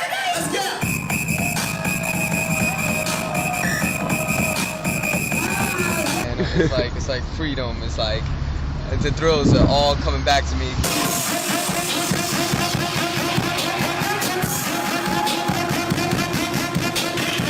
Just tell them. You know, when you get into a place like this and that's Muggs you in feel the 2012. energy around and you know everybody's feeling good and you're feeling good and you just appreciate people, man. Love life, man.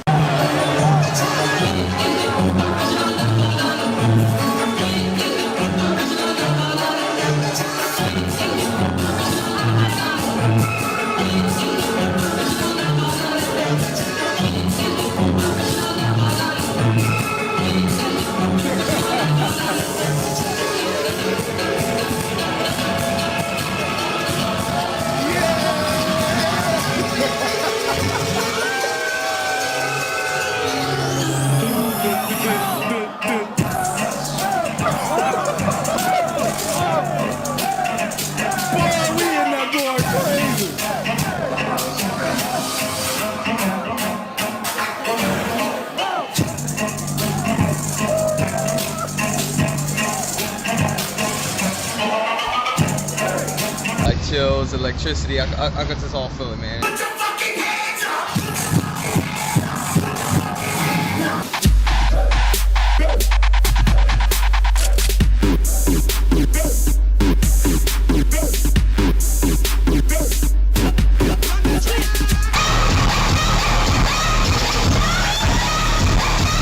Damn, son, where'd you find this?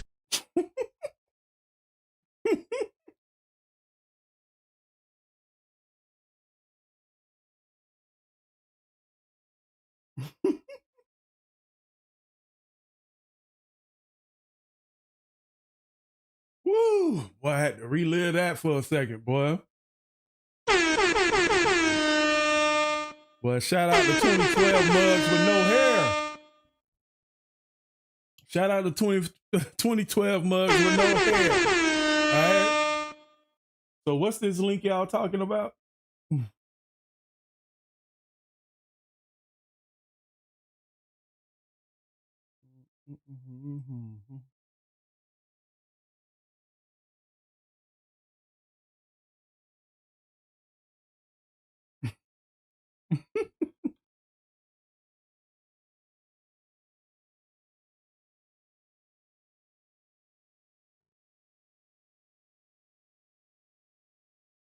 Oh yeah, y'all didn't have trap. When I started going to raves, like that was trap was fairly new.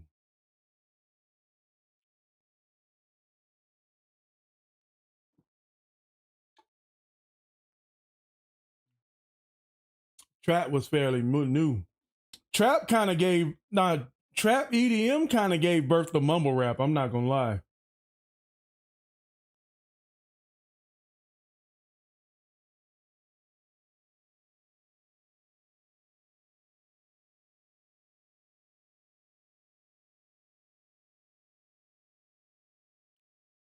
Trap kind of gave birth to mumble rap.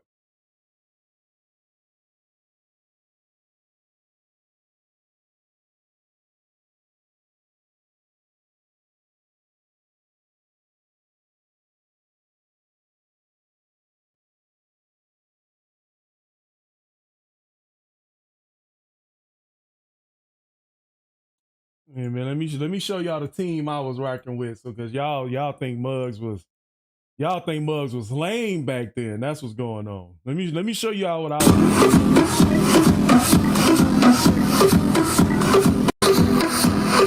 was. This was the like this was my crew basically. Let me show y'all.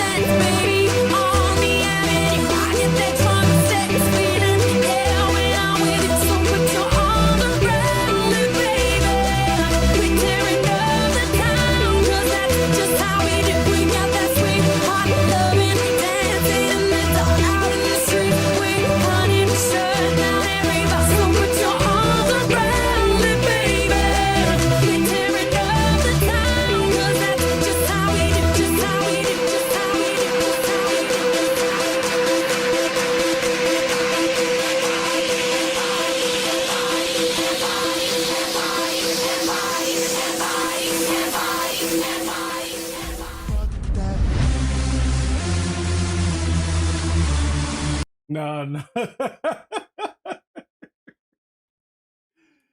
Oh, woo, boy. Boy, y'all making me miss that, boy. Let me turn that off. Let me turn that off, bro. Y'all making me miss that now. I am civilized now. I'm 40. I'm civilized. I'm 40. Okay? We can't do that no more. Boy, I tell you.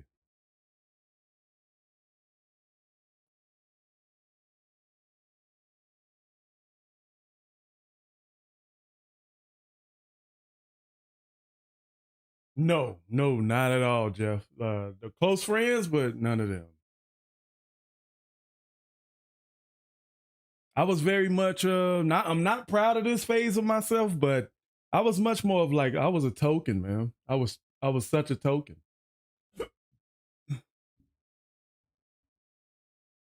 I was a token. I was a token, bro.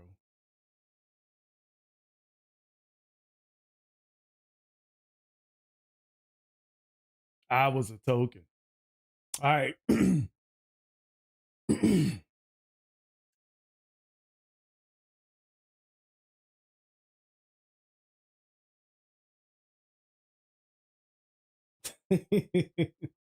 All right. All right, let's get back to the reactions, man. I just needed to bring up the energy a little bit for myself so we can do these next 10, okay? So we're going to be here for a couple more hours, so make sure you guys are liking and sharing on your social medias so we can get as much people on these lives as we can, okay? All right, so let's check this out.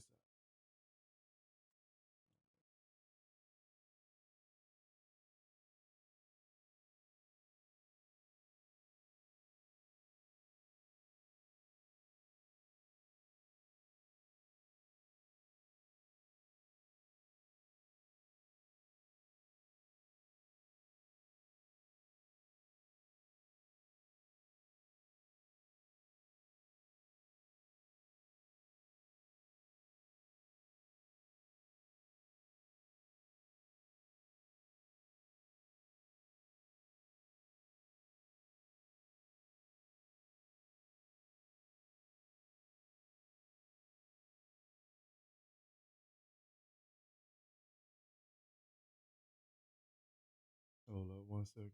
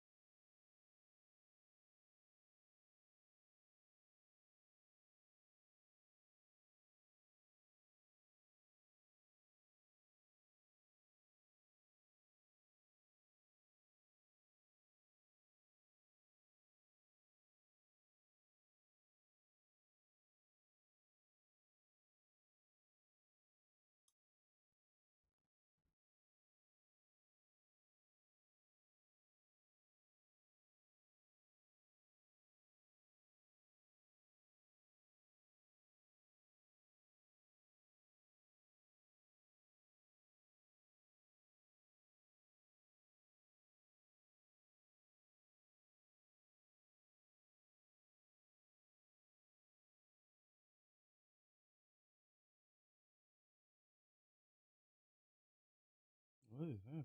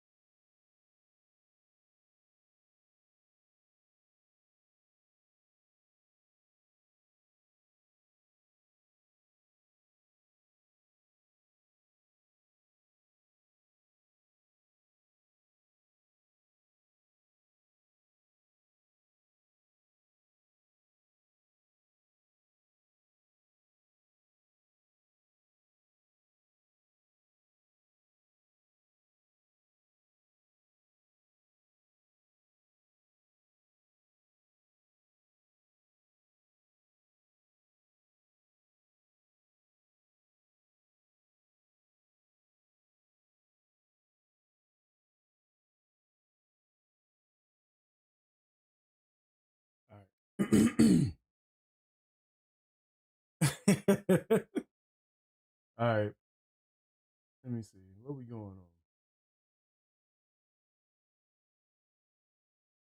Oh, no, none of that. None of that. No, I was just responding to an email. Okay. Whew.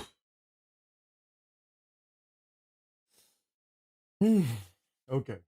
So, all right. So we got the metal singer performs Amazing Grace from Dan Vasc. Shout out to Jamie for the donation. And let's get to it. Let's see what's happening. Amazing grace, how sweet the sound that saved a wretch like me. This is not the way I thought this was going to start off, but okay, I'm here for it. I once was lost, but now I'm found. Was blind, but now I see. 'Twas grace that taught my heart to fear, and grace my fears relieved. When is the metal coming in? How precious did that grace appear, the hour I first believed.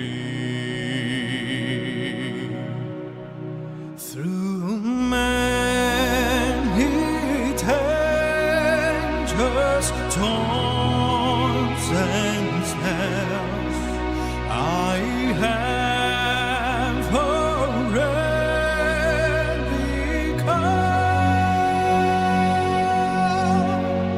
Disgrace that brought me safe thus far, and grace will lead me home.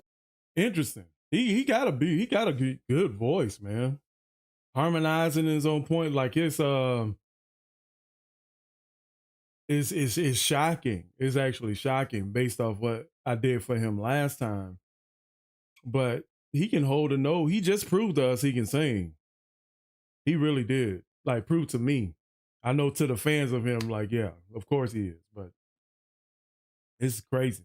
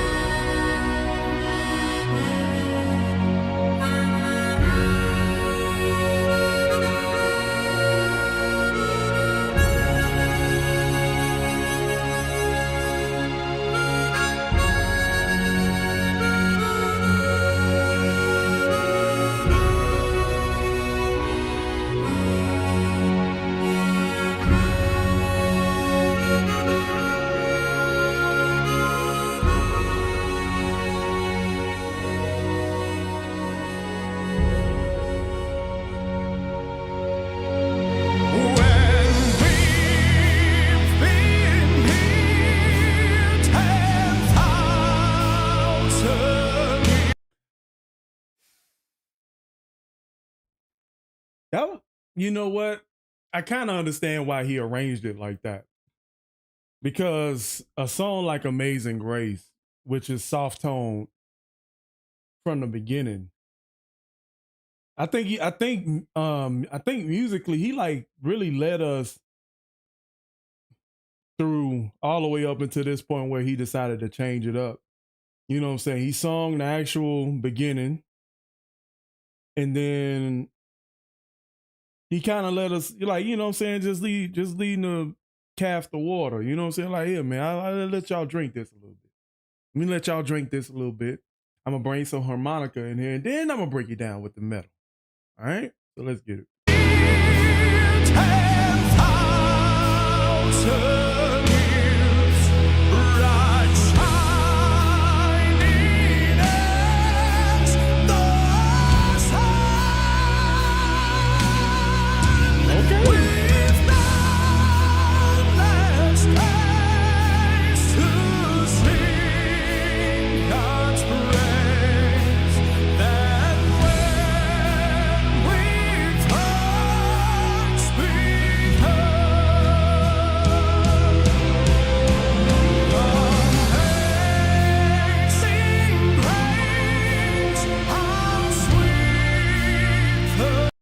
All right, see you later, Carrie. But this is crazy.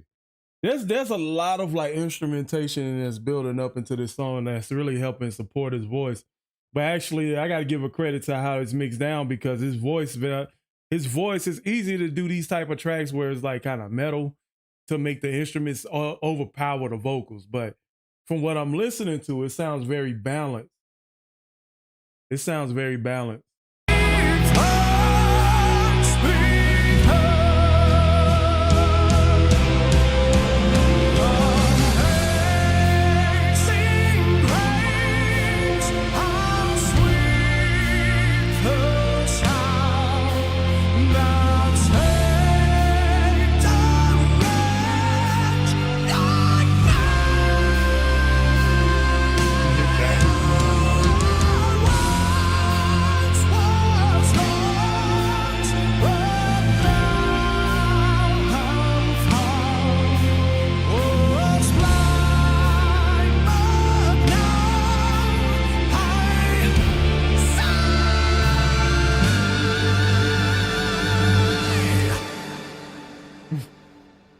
Wow. Was blind, but now I see.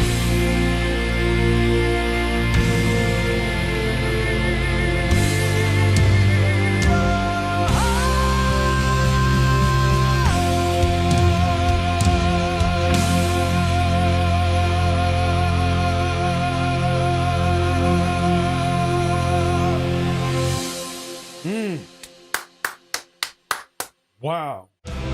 Mesmerizing, bro. That was mesmerizing. That was, whew. Let me see, 2 months ago? Whoa. That was 2 months ago.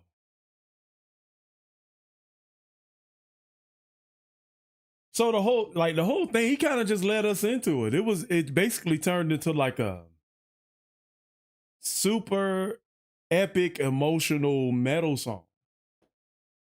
And the way it dropped, and then you hear all the different instruments in the background on the back half of the song. That was pretty good. I ain't got nothing to say. Ain't nothing to break down. You know, I ain't a vocalist. You know what I'm saying? So I can't say what note he was or what he was on.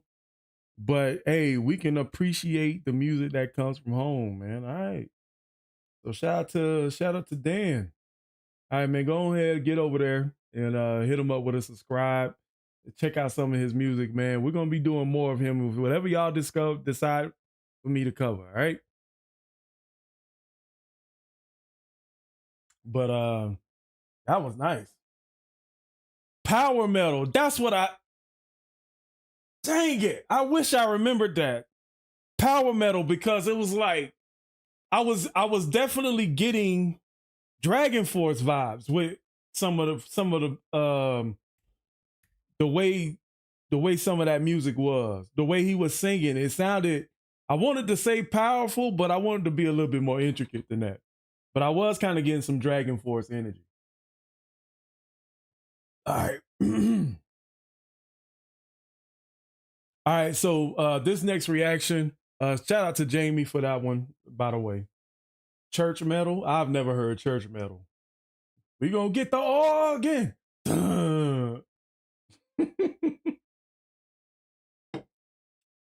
All right, so we got Juice WRLD featuring Cordae with Doomsday. Now, apparently, like, this is off of Eminem beat. This reaction right here is just for like how just this one of them trendy reactions. So I'm pretty sure all right, let me start that over. All right.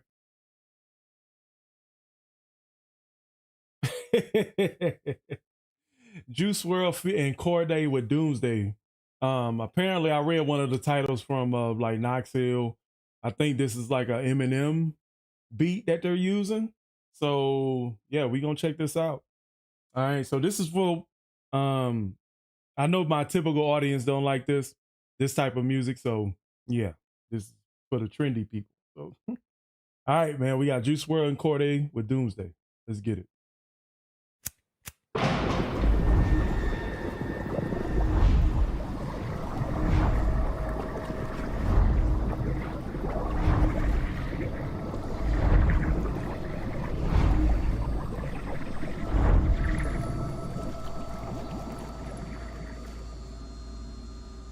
Okay, I'm going to attempt to drown myself. You can try this at home. You can be just like me. What? They covering this? Okay. Y'all, listen. Okay. I wonder if they did that with AI. That can't be really him because he got a beard. Anyway, but they really finna do this? They better bar the heck out, bro. This better be a bar fest. Okay? This no. They covering. Everybody know this. Everybody know this. The Eminem version. Everybody know this one. They better make Eminem proud on this one. All right? They better not come slouching. They better not come slouching. I know that. They better not come slouching. You can be just like me. Yeah. Juice is eating a ice cream. I better hear nothing but punchlines. Lots of caramel. I just had a ice cream sandwich. M&M's on the Eminem beat. Ironically. Yeah. 3 years. Okay, I'm the type to come in the game and just launch pain with a bronze frame and a tattoo of my mom's name. This industry has nothing to offer beyond fame. Time to take these niggas to school, LeBron James. Dude, I heard, look, all right, so first 4 bars, that was cool. I like the way he came in. But I heard LeBron James 2 bars before he said it, bro. Ooh, I heard LeBron James. I was like, dude, nah. Yeah, 3 years. Okay, I'm the type to come in the game and just launch pain with a bronze frame and a tattoo of my mom's name. This industry has nothing to offer beyond fame. Time to take these niggas to school, LeBron James. Lesson 1, I'm a bad teacher who gave the class seizures. Smash diva, stash reefer in the lab freezer. I found a reefer Cordae stash in the back of the lab, so I'm in class smoking gas, left in the class preacher. Bring the house down to you hoes, Queen Latifah. I'm too fast, getting this cash, getting away, get your brain bashed. Chopper gon' smash, hit in your face. I'ma tie up just like a shoe, my flow lace. Whoa. That was a whole scheme right there. The way he changed faces and changed it to Juice WRLD? Oh, wow. I'm a bad teacher who gave the class seizures. Smash diva, stash reefer in the lab freezer. I found a reefer Cordae stash in the back of the lab, so I'm in class smoking gas, left in the class preacher. Bring the house down to you hoes, Queen Latifah. I'm too fast, getting this cash, getting away, get your brain bashed. Chopper gon' smash, hit in your face. I'ma tie up just like a shoe, my flow lace. Y'all niggas. I'ma tie up just like my flow lace? That's hard. Brain bash, chopper gon' smash, hit in your face. I'ma tie up just like a shoe, my flow lace. Y'all niggas so fake, wash your face in my showcase. Fresher than Colgate, make hoes wait, I hold weight. Bottle of rose in a rose, driving. Boy, I like that. I like how they feeding off each other and finishing those consonant schemes with the word like, you know what I'm saying, staying on the same scheme, bro. Like, face, I'ma tie up just like a shoe, my flow lace. Y'all niggas so fake, wash your face in my showcase. Fresher than Colgate, make hoes wait, I hold weight. Bottle of rose rose in a rose, driving with road rage for 10 days off Zans, just trying to get paid. And since the 6th grade, I've been great, no sensei. Hold up, bro. This is too much of a bar fest, bro. This too much. Oh, yes. Finally. Bars are spending time with me. Oh my goodness, bro. It's just, I wasn't familiar with Juice WRLD. I didn't know Juice WRLD had bars like this. All right? My goodness. I up just like a shoe, my flow late. Y'all niggas so fake, wash your face in my showcase. Fresher than Colgate, make hoes wait, I hold weight. Bottle of rose in a rose, driving with road rage for 10 days off Zans, just trying to get paid. And since the 6th grade, I've been great, no sensei. My rent paid for 10 days, cause my pen's great. I smoke 10 J's with 2. Rent paid for 10 days cause my pen's great? Ooh. Dude, one of my favorite things about lyricism is how you can hold on to a vowel sound, right? And you can completely create a rhyme scheme around that vowel sound, bro. So you hear like at the beginning something LeBron James on lame on home haze on home hey and hand home gay with Colgate. Like, that's fire to me. People would kind of say that's lyrical miracle, and I can't, most people can't follow that, but that's the appreciation of rap people don't have. People don't understand the tech.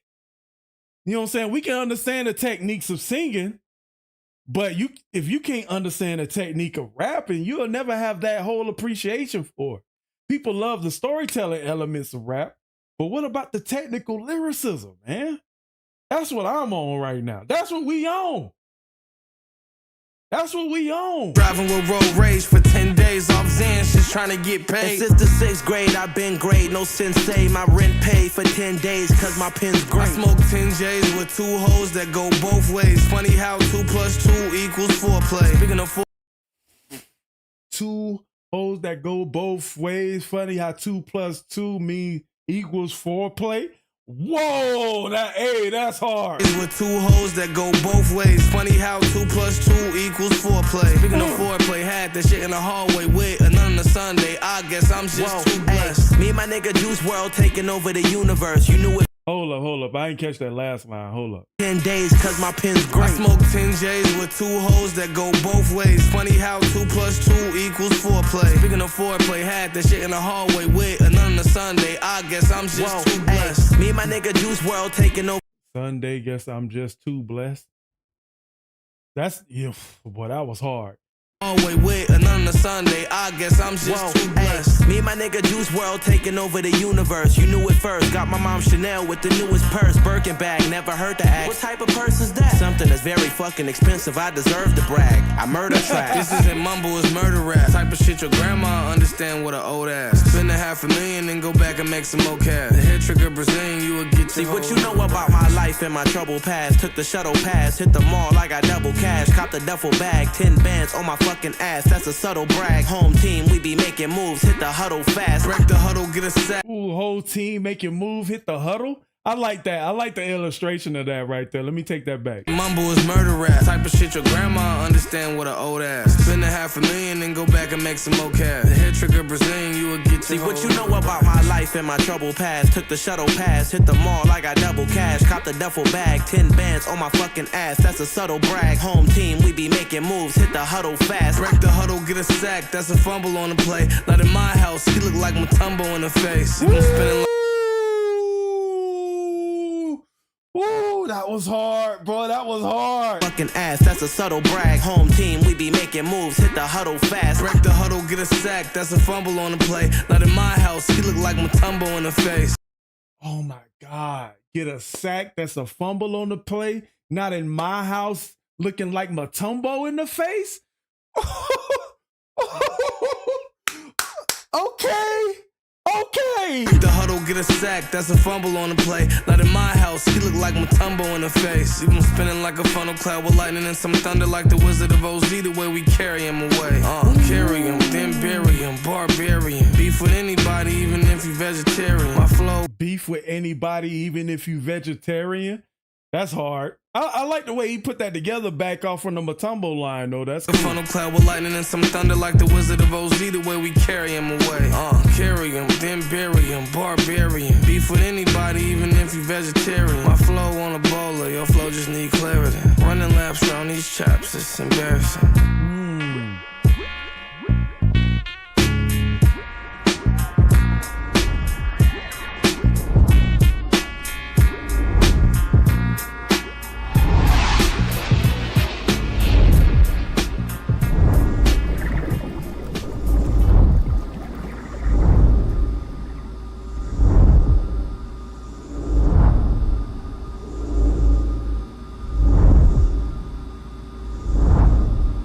Wait a minute, we still got 2 minutes. What's going on?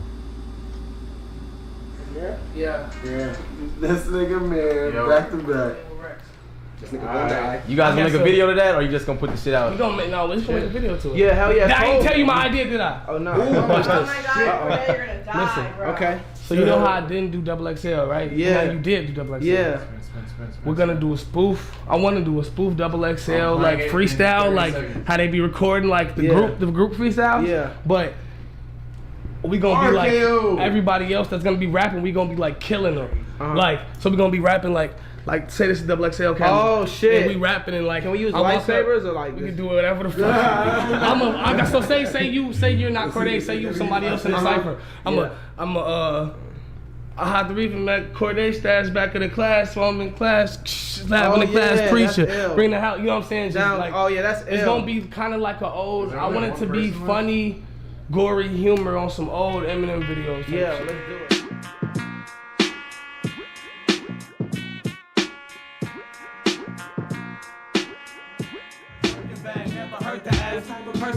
Something that's very fucking expensive, I deserve to brag. I murder track. This isn't mumble, it's murder rap. Type of shit your grandma understand what an old ass. Then go back and what I say? The hell trigger Brazilian, you will get your whole hood waxed. My life and my troubled past took the shuttle. Oh, that's what he said. The hair trigger, the trigger Brazilian, you can get your whole hood waxed. Oh, that's fire. The hell trigger Brazilian, you will get your whole hood waxed. My life and my troubled past took the shuttle pass. Hit the mall, I got double cash. Cop the duffel bag. 10 bands on my fucking ass, that's a subtle brag. Home team, we be making moves. Hit the huddle fast. Break the huddle, get a sack. That's a fumble on a play, not in my house. He look like Matumbo in the face. Spinning like a funnel cloud with lightning and some thunder. Like the Wizard of Oz, the way we carry him away.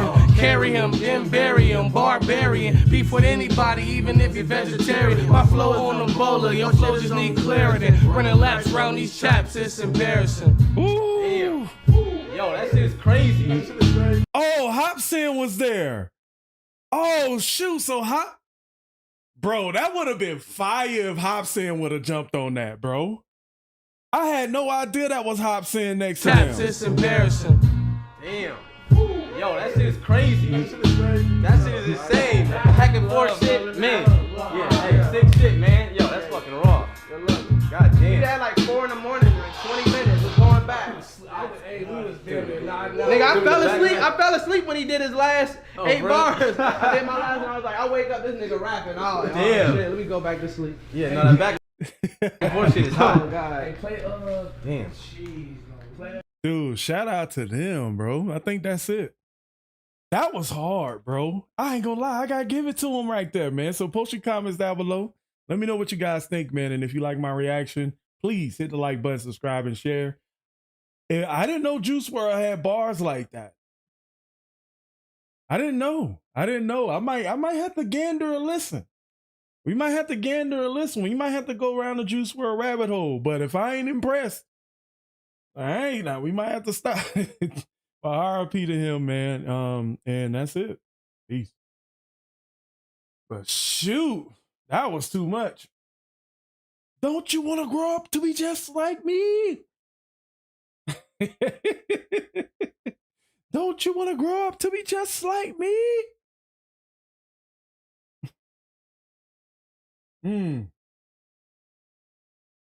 All right, so these next few reactions might go by fast. Let me check. So we got Jimi Hendrix, 614. Creed. Somebody wanted me to react to Creed, My Sacrifice. All right, so let's finish these. Don't you want to grow up to be just like me?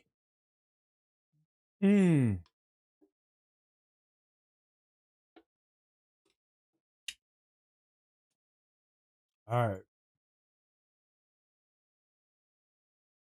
All right, you guys. So we checking out Dimash, Dudares, 2021. All right, so let's check this out, man. It's been a while since we've seen Dimash on this channel ever since the last one. Glad to bring him back. So let's get it.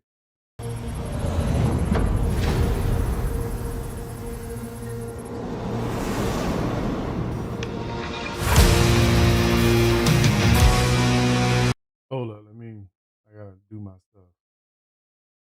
Don't you want to grow up to be just like me?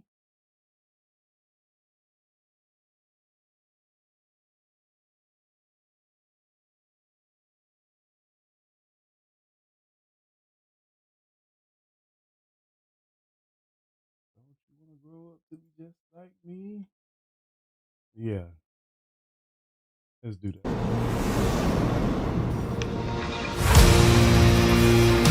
I did, actually, let me finish this reaction and answer your question.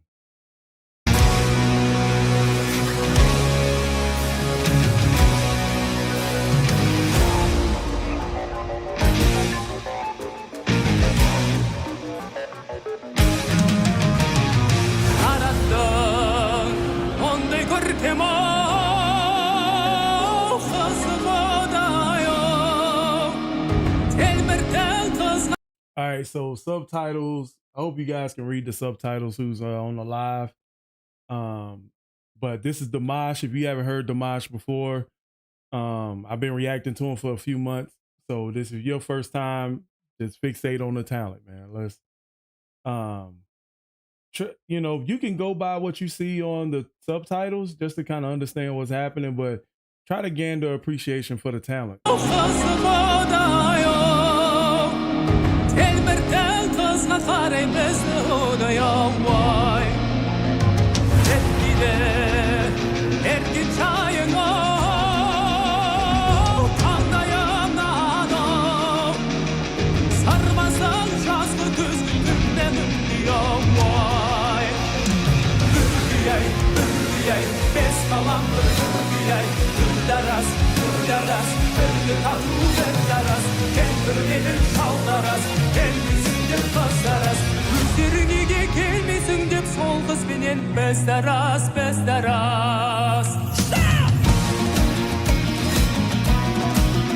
Kind of weird though. I never heard him go this style. This is kind of like this feels kind of metalish, or like I'm listening to the Who or something. It got some hard, impactful sounds in there that I'm not used to. But then there's like sort of like this edge to the opera on his vocals right there. So it's kind of unfamiliar for me with Dimash. I like it actually.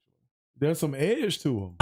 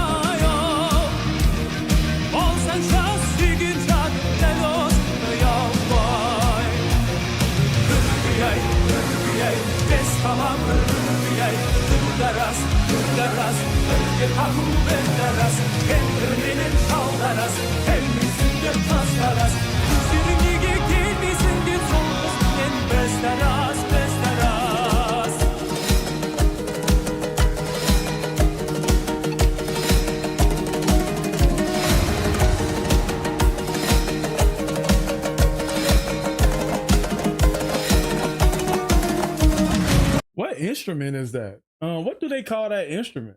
Is that just native to the Far East? Because it almost reminds me of a fiddle or a Spanish guitar. It does definitely have that energy or that sound. You know, I don't want to be wrong though, but let me know in the comments.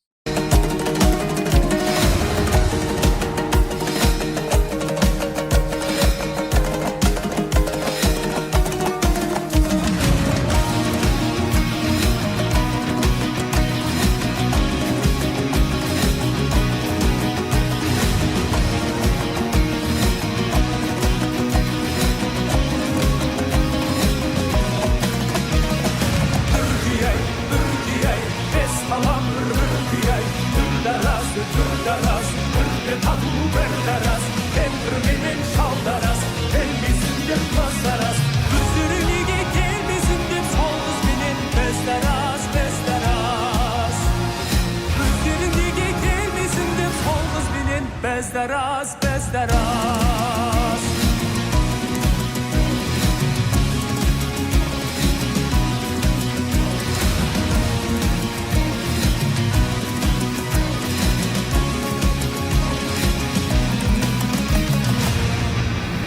Really cool.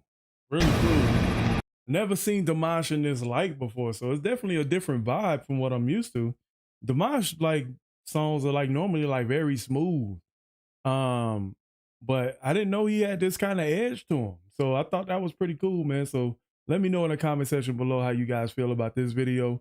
And I catch you guys at another one. All right. Peace.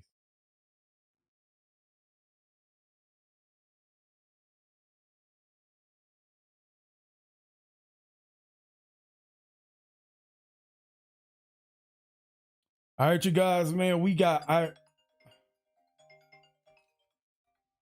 Hold on one second.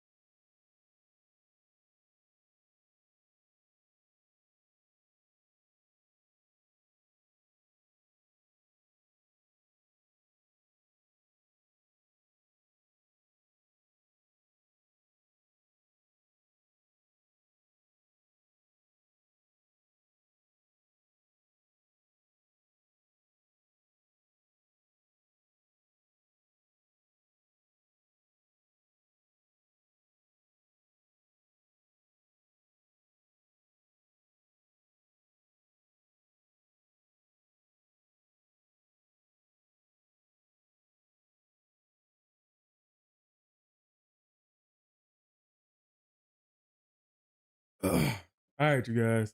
My bad. All right, y'all. So let's get to it. Got a bunch of them. To do. All right, so we bringing a new artist to the channel, man. We got Irene Cara. What a feeling. Okay, so let's check this out. And let's see how you guys like it. Okay?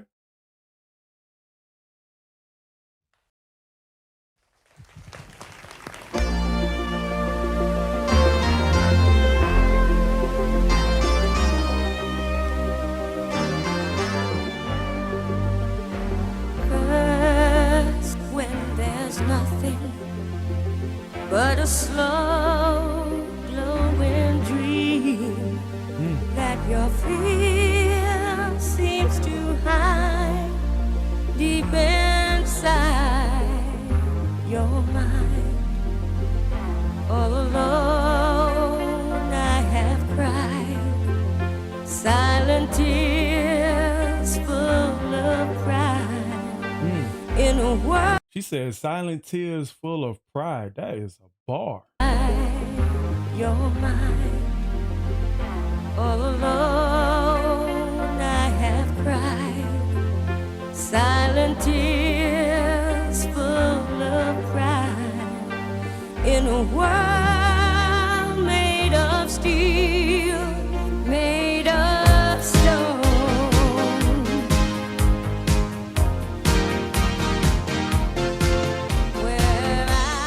How old was she when she did this? She looks really young.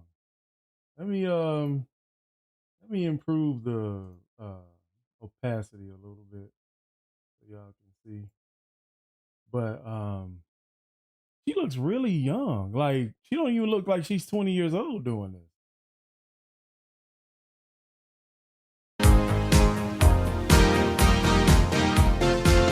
Where I hear the music, close my eyes, feel the rhythm, wrap around, take a hold of my heart. What a feeling! Feels believing. I can't have it all now, dancing for my life. Take your passion and make it happen. It does come alive. You can dance right through your life. You know, ever since the beginning of the song, she kind of was singing in that connotation where it was like inspiring. Her vocals was like kind of in that high inspirational kind of stage, the way she kind of enunciated her words and stuff. And I was like, where is this going? And I don't know, man. That hook just kind of unlocked like a hidden memory. But I can't, I exactly, 1983 was the year I was born. But sheesh, this is amazing. Wow.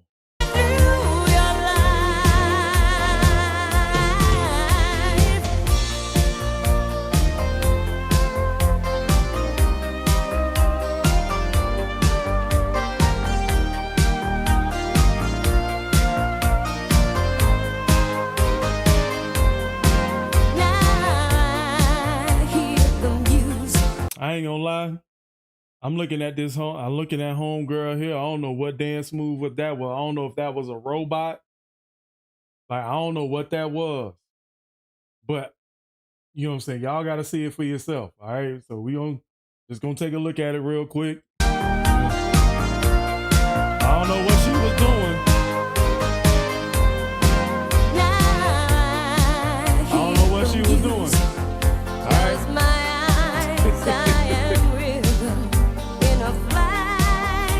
Takes hold of my heart. What a feeling. Oh. Feels believing. I can't have it all now, dancing for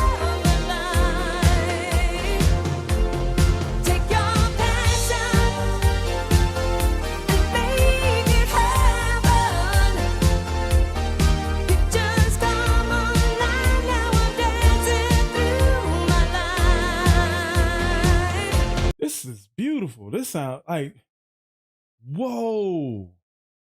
Hold up, I gotta take that back, man. It's just the vocals and the music match up, and you can tell this was like, what was it, 1983? So this is around like the beginning. I think we talked about it in another stream, but we was talking about synthesized music. This is the beginning of that era, but we still kind of in a disco. It feels like disco, but it's synthesized disco a little bit. She takes hold of my heart. What a feeling, feels believing. I can't have it all now, dancing for my life. Take your passion and make it happen. Pictures come alive, now I'm dancing through my life. What a feeling.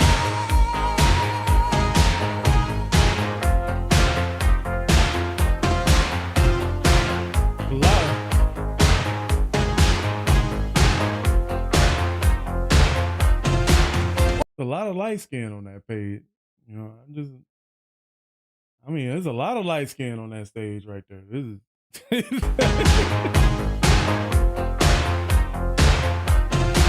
What a feeling. I am losing now. Feels believing. Rhythm now. Pictures come alive. You can dance right through your life. What a feeling. this is like the first instance of picture in picture ever in history. I'm just letting y'all know.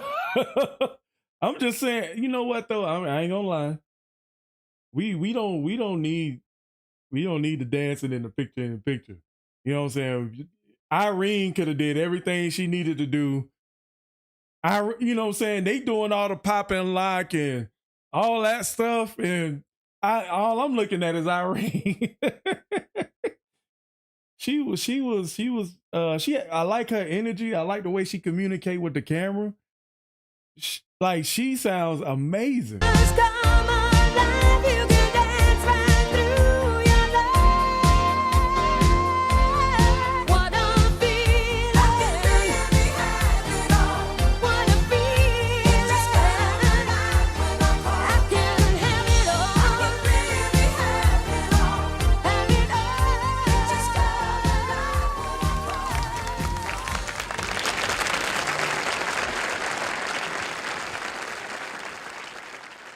I mean, talk about. I mean, dude, if we gonna have some people breakdancing, man, at least you know what though. But this this like goes back to what we reviewed in the documentary. You know what I'm saying? You could have got some experienced breakdancers to do that. You know what I'm saying? And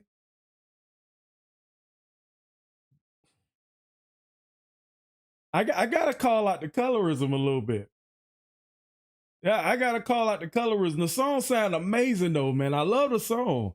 Very inspirational. Make you get out your bed and do some chores type of music. You know what I mean? But they, you know, if Irene didn't have as much energy as she did, them dancers, like her not doing much, looked it better than what those dancers were doing. I wasn't even paying attention to them dancers. I'm just saying, y'all could have got some better dancers, man. Y'all was messing up in the 80s. I'm telling you. But anyway, I'm just joking. But not about the dancing. But post your comments down below, man. If you guys want me to check out anything from more from Irene, please post your comments down below with the links in the description. And I'll catch y'all later, man. All right.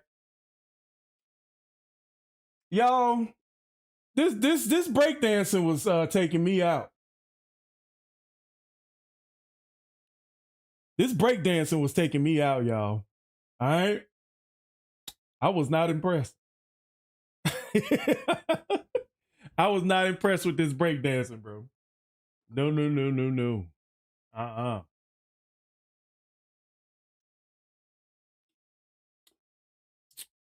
Not impressed. Not impressed. Not at all.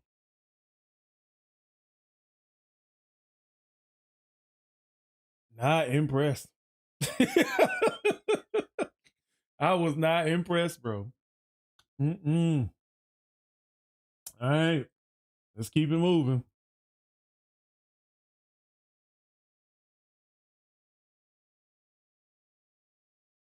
All right, you guys, man, we checking out Joan Armatrading, Stronger Love, HQ. Let's check this out.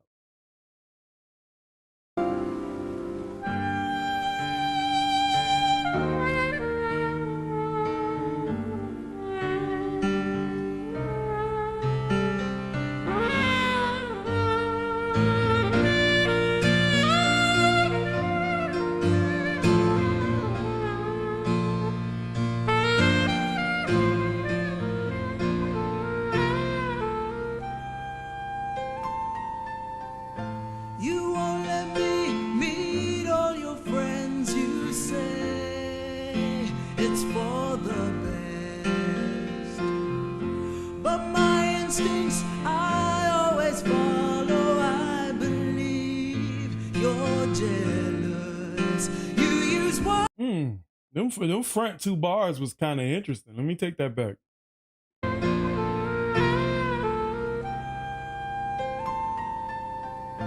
You won't let me meet all your friends. You say it's for the best, but my instincts I always follow. I believe you're jealous.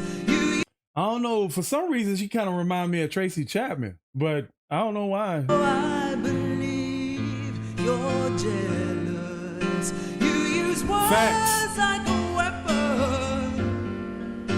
You wanna cut me down, cut me down. Your affection leaves an emptiness. I need stronger love, stronger love. I want stronger love. Don't want a union made of jealousy. Don't want clinging love. Just want somebody who will take care of. Oh, I love the way that sounded. When they took it high, man, bro, and the saxophone, of course, with the piano and her voice, they did that all at the same time. Stronger love. Woo. Don't want a union made of jealousy. Don't want clinging love. Woo. Just want somebody who will take care of me. You get possessive. I wonder if she sung on Broadway. I don't know why I'm getting Broadway energy. Let me see. Let me look real quick.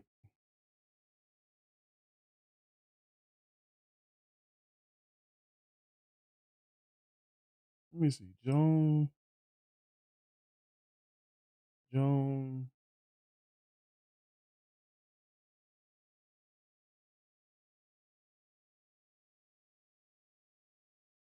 Broadway?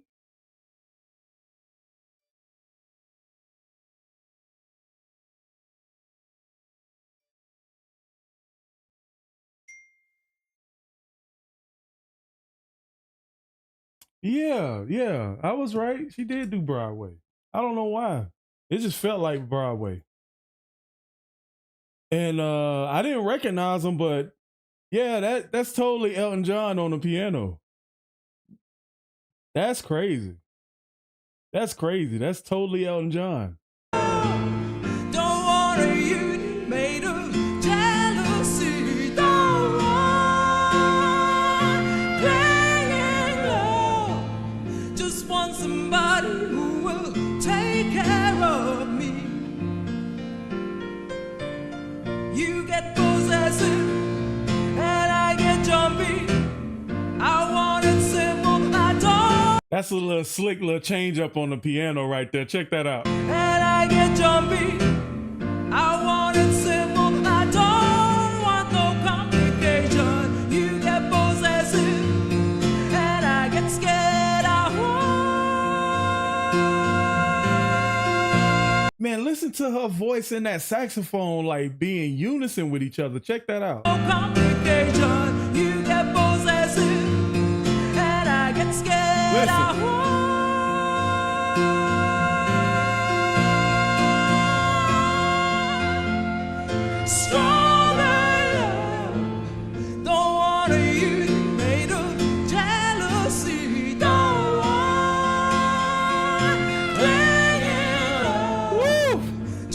Somebody who will take care of me. Elton John kind of looked like he got a little taper fade back then. Like he, dog, look at that haircut. Look at Elton John hair, bro. Look at that taper fade. Look at Elton John taper fade right there. He faded, bro, and he got the tail in the back, yo. Elton John got the tail. Yeah, Elton John was in the hood, baby. Just want somebody who will take care of me.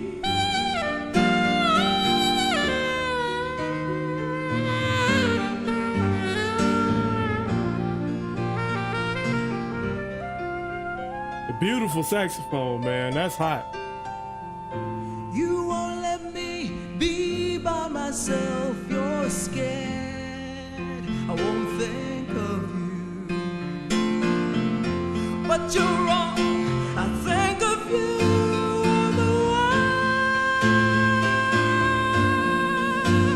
Your charm is my prison. You smooth talk me into staying.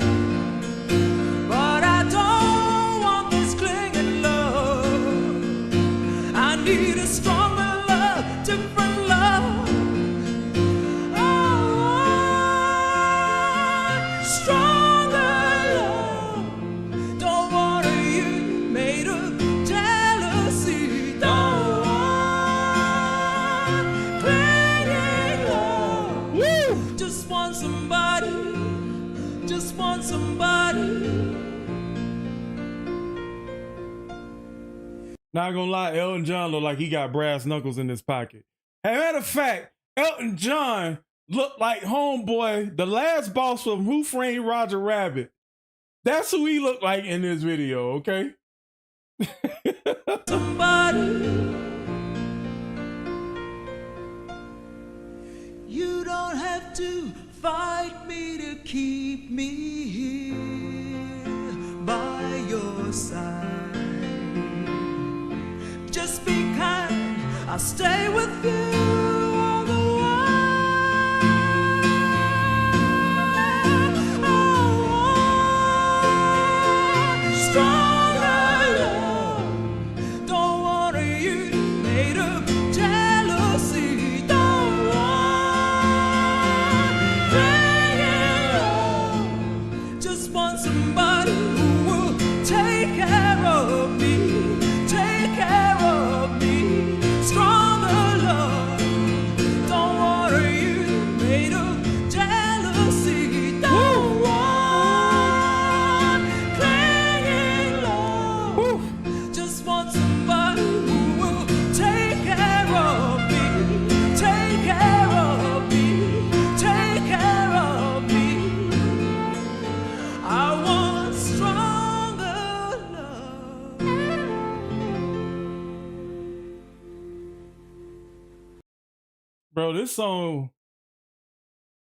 Bro, this song is a 10 out of 10, bro. You know, I don't rate a lot of songs a 10 out of 10, but I'm not going to even lie to y'all right now. This song is a 10 out of 10.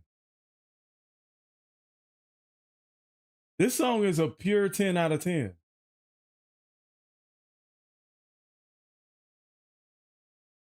Like that was one of the best songs I've heard on this channel. And it was, I mean, it's not something that'll be popular in pop music, but it had everything, bro.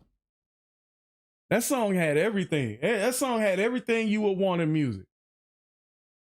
Emotion, good melody. You know what I'm saying? Kind of gave you that Broadway sound. But for real, man, like I heard everything I needed to hear. That's definitely going on the playlist. Hey, I wish I could remix. I wish I was like a certified producer so I could take some of this music and remix it. But you know, I that was like I've never like that was amazing. Where like I've like that's incredible, bro. I'm speechless, man. So what y'all think, man? Post your comments down below. Let me know what you guys think about this song. This song is perfect. There's no down moment. And I mean, dude, if I heard this in a lounge, bro, I'd be obsessed. I ain't gonna lie. Shout out to Elton John with the taper fade. You know what I'm saying? We can't let Elton John get away. You know what I'm saying? We can't let Elton John get away, bro. My guy had a tail and a taper fade, bro.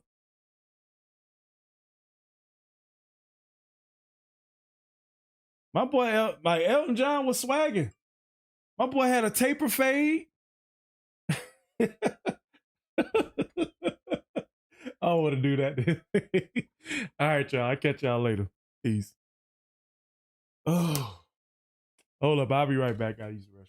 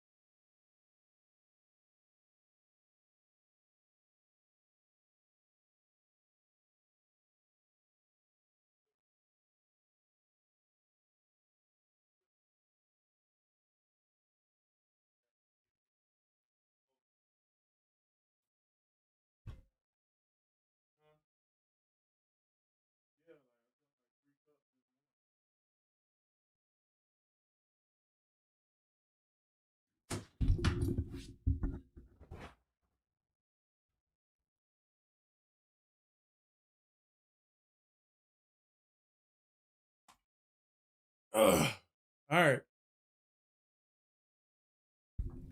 All right, so we on to the next one. All right, so we taking y'all back to the 60s in this one. All right, so we got Tom Jones with What's New Pussycat. I can't believe I said that out loud, but all right. Let's check it out. Actually. So yeah, we got Tom Jones with What's New Pussycat. I just cringe at that word. I hate saying that. But anyway, let's get it.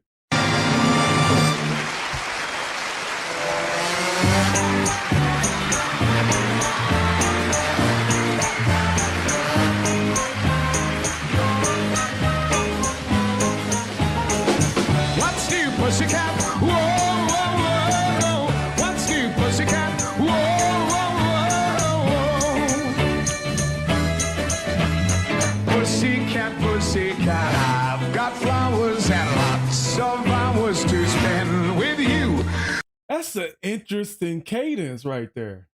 Check out his singing cadence. It kind of sounded like a rap. Pussycat, pussycat, I've got flowers and lots of hours to spend. Pussycat, pussycat, I've got flowers, I've got hours. Dude, that's a multi-syllable. I've got flowers. Wait a minute. What? How did he say that? Hold on. Pussycat, pussycat, I've got flowers and lots of hours. Pussycat. He said, I've got flowers, lots of hours, but the way he said it, that I've got flowers and lots of hours rhyme. That was a, hey, we doing syllable? He singing syllables in the, Tom Jones singing syllables? Let's get it. That's bars. Pussycat, pussycat, I've got flowers and lots of hours to spend with you. So go and bother your cute little pussycat nose. Pussycat, pussycat, I love you. Yes, I do. I love you. Yes, I do. But he kind of like stressed it a little bit so it could kind of be in sync with that last bar. Tom Jones doing bars. Pussycat, no. Pussycat, pussycat, I love you. Yes, I do. You and your pussycat knows. What's new, pussycat? Whoa, whoa, whoa. What's new, pussycat? Whoa, whoa, whoa. It kind of has like a swing energy to it too, which I'm not. I love swing actually. Pussycat knows. What's new, pussycat? Whoa, whoa, whoa. What's new, pussycat? Whoa, whoa, whoa. Pussycat, pussycat, you're so thrilling and I'm so willing to care for you. So go and make up your big little pussycat eye. Pussycat, pussycat, I love you. Yes, I do. You and your pussycat eye. What's new, pussycat? Whoa, whoa, whoa. What's new, pussycat? Whoa, whoa, whoa. Okay. Pussycat, pussycat, you're delicious and if my wishes can all come true, I'll soon. Wait a minute, wait, Tom. Wait a minute, Tom. What we doing? What we talking about? What we talking about? I know this taboo. He can't be talking about licking stuff on television. Now what we talking about? What's new, pussycat? Whoa, whoa, whoa. Pussycat, pussycat, you're delicious and if my wishes can all come true, I'll soon be kissing your sweet little pussycat lips. Dude, that can't be what he talking about. Tom, out here. Look.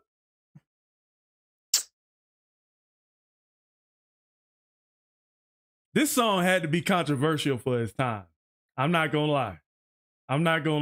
You're delicious and if my wishes can all come true, I'll soon be kissing your sweet little pussycat lips. Pussycat, pussycat, I love you. Yes, I do. You and your pussycat lips.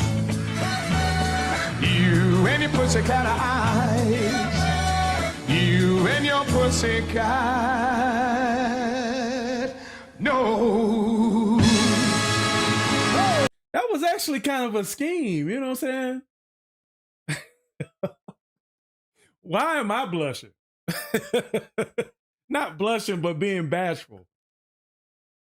Okay, so, it just makes me think, like, did he write this? Did Tom Jones write this?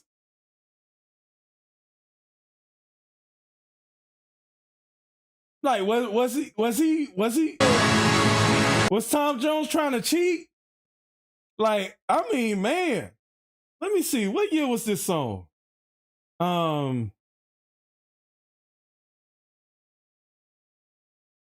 What year? 1965.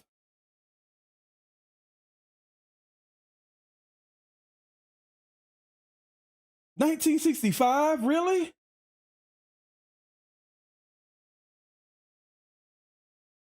Yeah. Okay, songwriters is Burt Bacharach and Hal David. Let me see what they look like. Okay, Burt is white, definitely. Well, who's that? Oh, okay, Peter Sullivan. I know who Peter Sullivan is.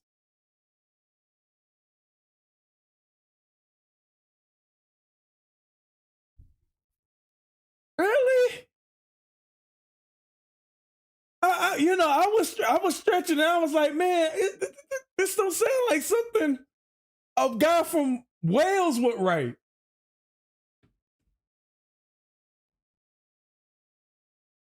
Yeah, that was a double entendre at the end of the song. Okay. Let me know if you guys like this in the comment section below. I'll catch you guys later, man. Oh, wow. Tom. That's what I'm saying. I think Tom Black, bro. I think Tom was on the lighter side of like what they call that swarthy complexion. He's on the lighter side of a swarthy complexion. No way, dude. I can't believe a white dude from Wales will write that. Do y'all believe that? Do y'all think a white dude from Wales would write with not only with double entendres, but with multi-syllables, and then had a swag of a black dude? I mean, the confidence. He said that with his whole chest. All right? He said that with his whole chest.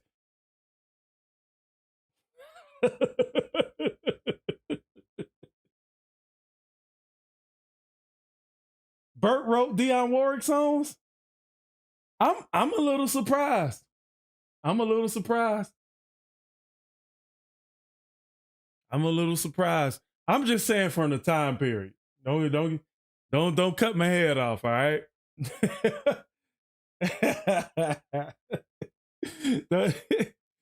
I'm just, hey, you know what? But Ren can rap, but he sounds like a white dude that can rap.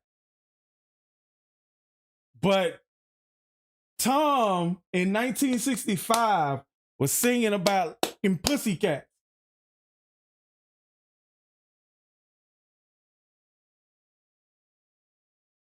So, all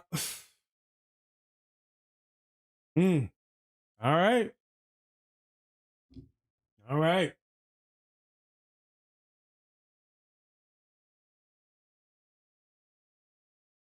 I'm not, you know what? And just to give y'all clarity, like I'm really joking. You know what I'm saying? Because Edgar Allan Poe has wrote some of the most creepiest poetry I've ever read. And it's not impossible. You know what I mean? I'm just saying for the time period, you wouldn't, that was a Cardi B song equivalent back in 1965. That was Cardi B WAP in 1965. All right? I'm just letting y'all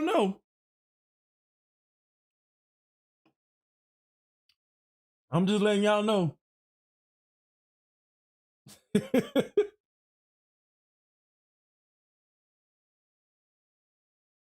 Chamato, I got 3 reactions left. And if I have you can donate and I can like turn it into a, if you want me, I'm gonna say it like this. If you want me to react to it on stream, I must have the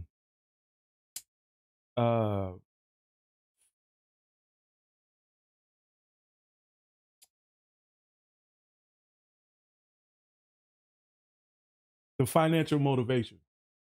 Okay.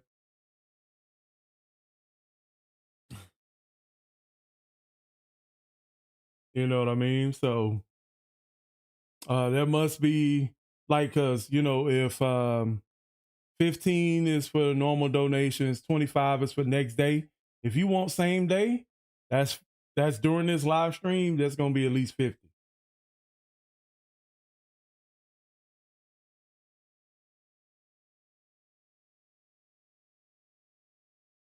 You know what I'm saying? And I don't want to sound like like I'm money hungry or anything, but I feel like people believe their reaction is that important. And you know, I'm having a little bit of structure to this stream. If you want me to break the structure, then it's gonna cost you a little bit. So it depends. How much do you value this reaction? Does that sound wrong for me to say? I know how that can come off sometimes, but you know. All right, so let me see. What year was this? So we finna travel back in time to 2001. We got Creed, My Sacrifice. All right, so let's check this out.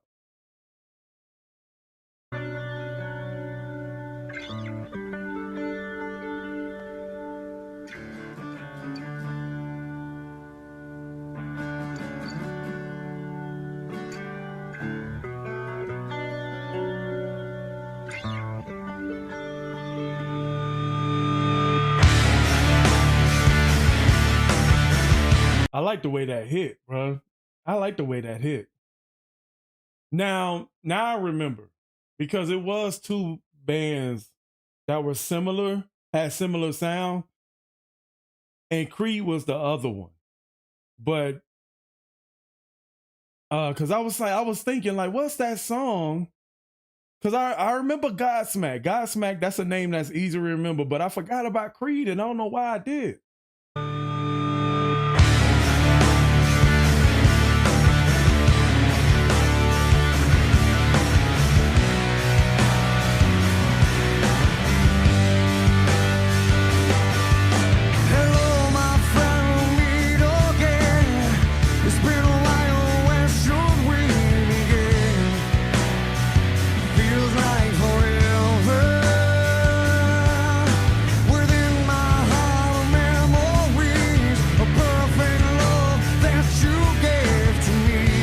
Well, she kind of looked like Jessica Biel for a second. Well, ooh, hold up. Well, let me make that big for y'all right there.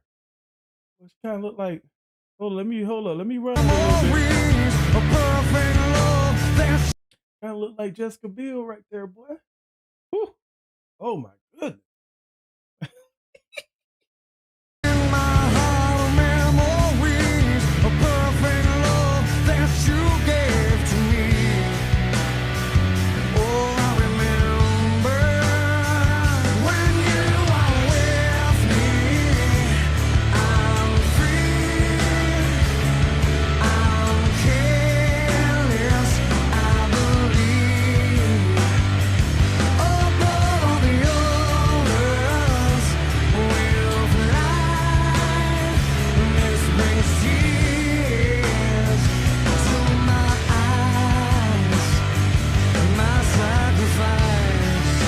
Bro, the chords being played on this song is so memorable. It's not only just the singing, because you can the singing is fine, but these chords, and I don't know, it might just be me, But I feel like I remember these chords more than I would remember the words to this song. The song, it definitely has a great message. And it's easy to remember. It's catchy. It's pop.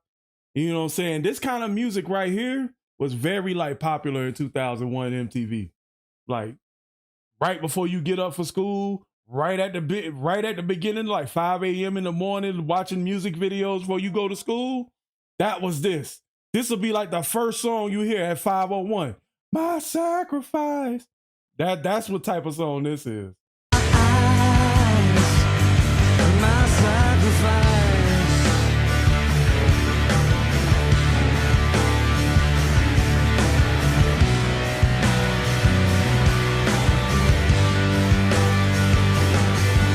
We've seen our share of ups and downs. Oh, how quickly life can turn around. Wait a minute, was he floating right there? Oh, how quickly life can turn around. Looked like he was floating.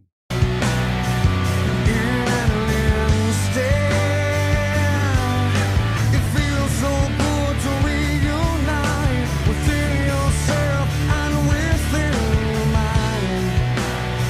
Let's find peace there, 'cause when you are with me, I'm free. I'm careless, I believe. Hey, look, and I feel bad for that mail carrier walking in chest-high waters, because remember, rain, sleet, or snow, the mail must go.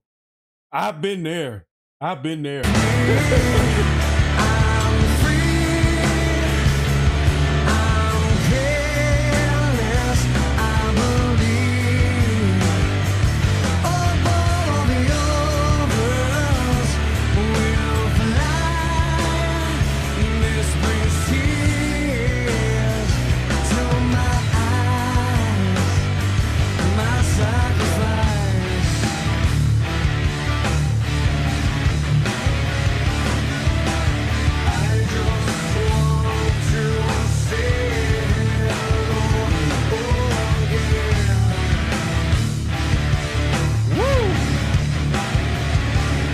You know, boy, that kind of sound like that same chord from the Godzilla soundtrack, the P. Diddy song, Come With Me. That kind of sounds similar.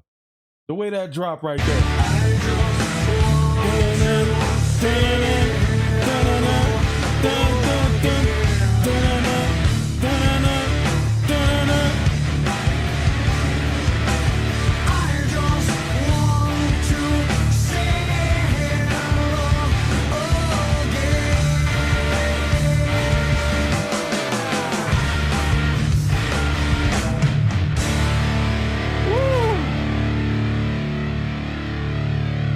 When you are with me, I'm free. I'm careless, I believe. Above all the others, See you later, Jamie. will fly. This brings tears to my eyes. 'Cause when you are with me. But the dude was like, I don't know how old he was, but he was sounding like he was like 60 years old. I ain't gonna lie. He sounded like one of them like old wizards from the medieval. Like, I don't know, man. I'm tripping.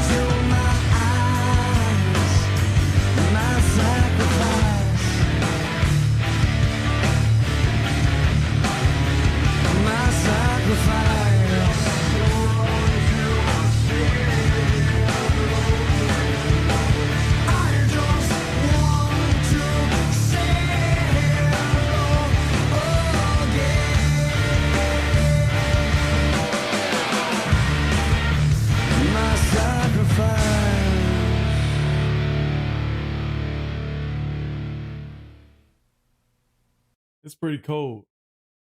It's funny though, man, because I remember them. I remember like there was some kind of controversy. Like people didn't. I don't know. I remember a lot of kids at my school not liking Creed because they sounded like Nirvana, and or like, is that what it was? It was Nirvana, or either it was another song or another group.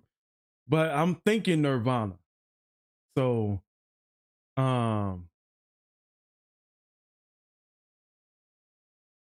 it was like some controversy. It was like some talk, like they sound like.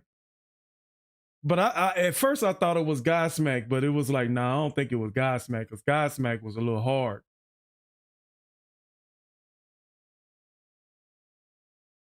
But man, this song really took me back, man. Nice to travel back in the past with y'all, man. All right, let's I'll catch you guys at the next one, man. If you guys want to see more Creed on the channel, I'll catch y'all later, man. Peace.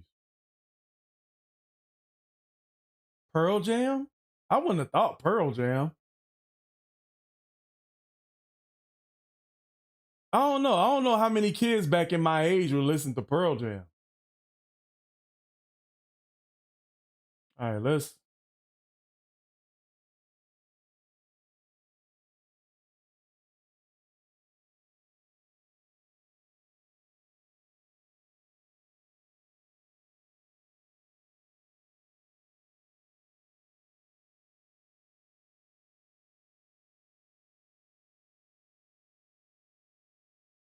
Hold up.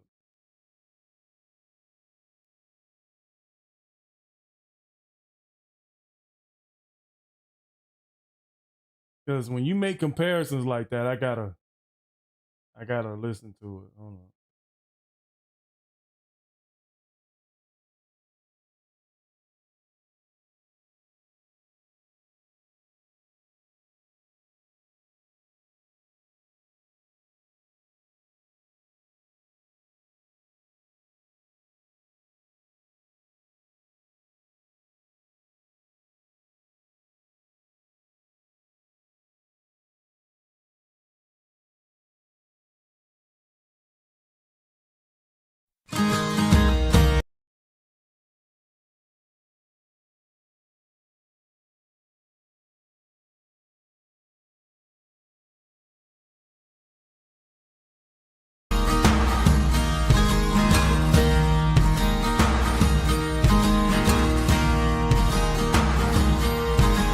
When I walk beside her, I am the better man. When I look to leave her, I always stagger I can see some similarities, but I don't think back again. I don't think so. I can see some similarities, but I don't know about that. Let me say I totally agree with Jeff. They were trying to be Pearl Jam, Soundgarden, Mudhoney, the Grunge trilogy, even though Melvis and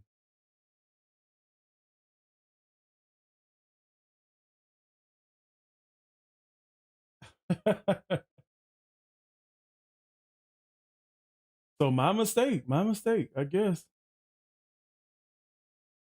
How did this get in color? Anyway, all right, you guys, we got the Jimi Hendrix Experience, Voodoo Child, Slight Return, live in Maui, 1970. So let's check this out.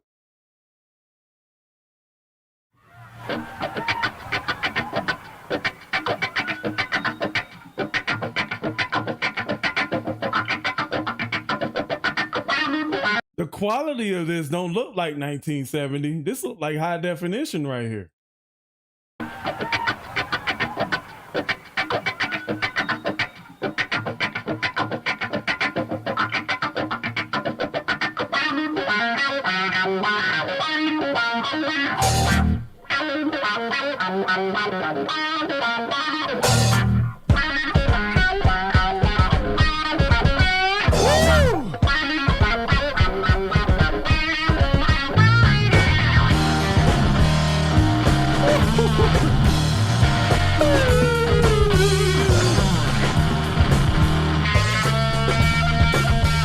The only reason I know Voodoo Child is because of Hollywood Hulk Hogan. That's it. That's the only reason I know what that chorus sound like. I watch wrestling. That's it. That's it. This right here. This was the most iconic wrestling intro of its time. When Hollywood Hogan came out, and my dude was air guitaring on the world championship. Oh, that was so hard. That was so hard. But we gonna let Jimmy cook, man, cause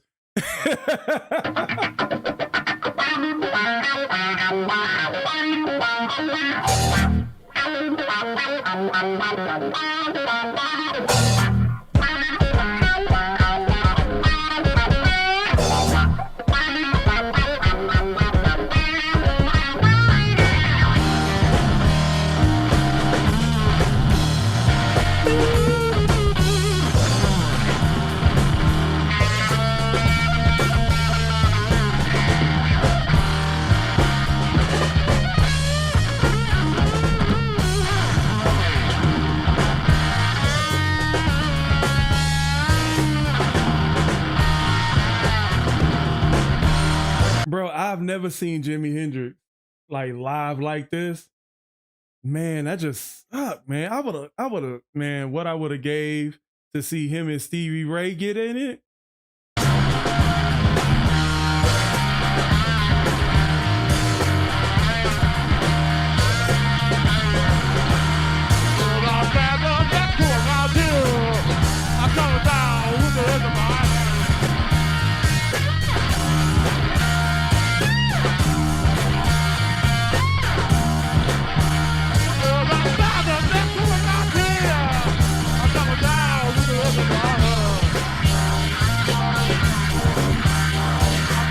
Preachers to make an island.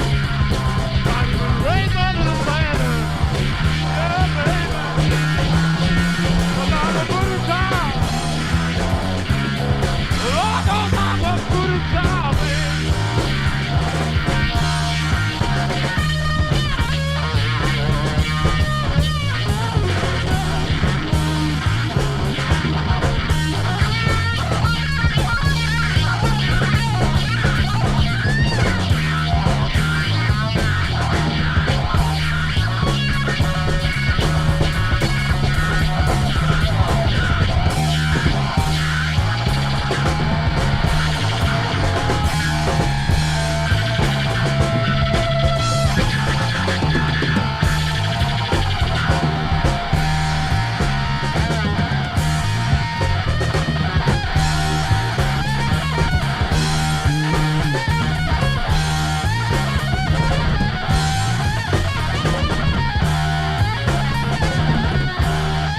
Hey, I just observed in the crowd, why ain't nobody standing up and dancing? There's only like 5 white folks that actually getting the vibes.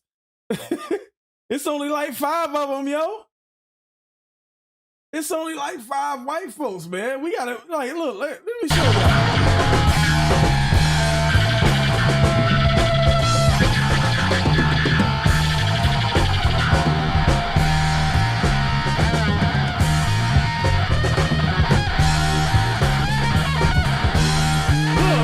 It's only like 4 of them right now.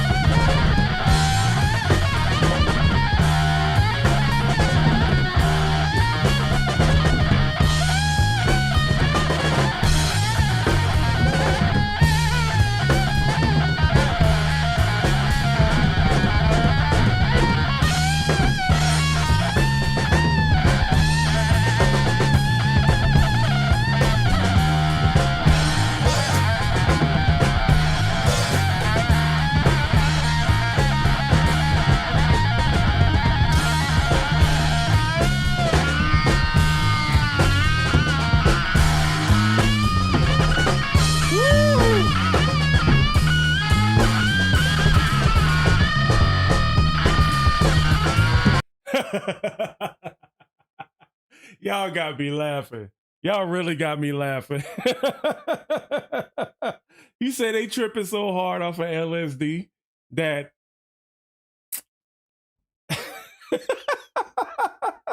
okay, I understand it. Let's let them cook.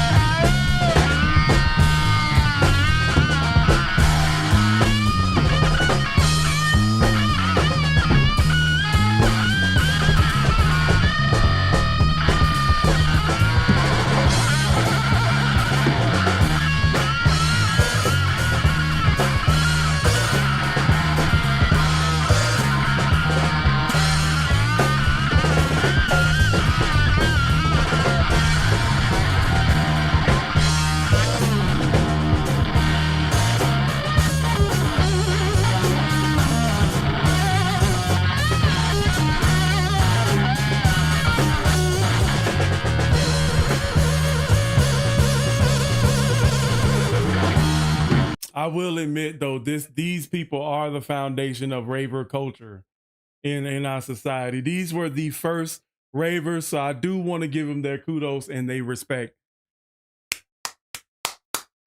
Gotta give them their respect. Y'all what? I would say what? 1970. So this 50s generation right here, I would assume. Like what, 50, a little bit of the 40s generation.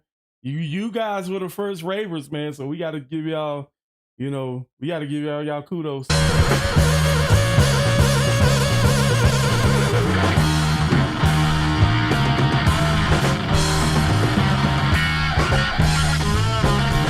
we go. We got some more white people dancing.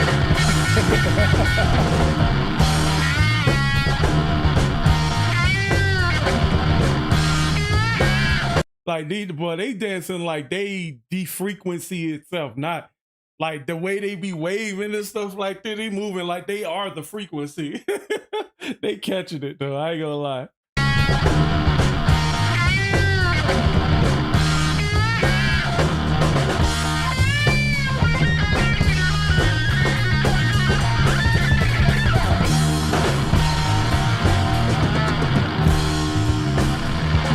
We got Mo standing up now.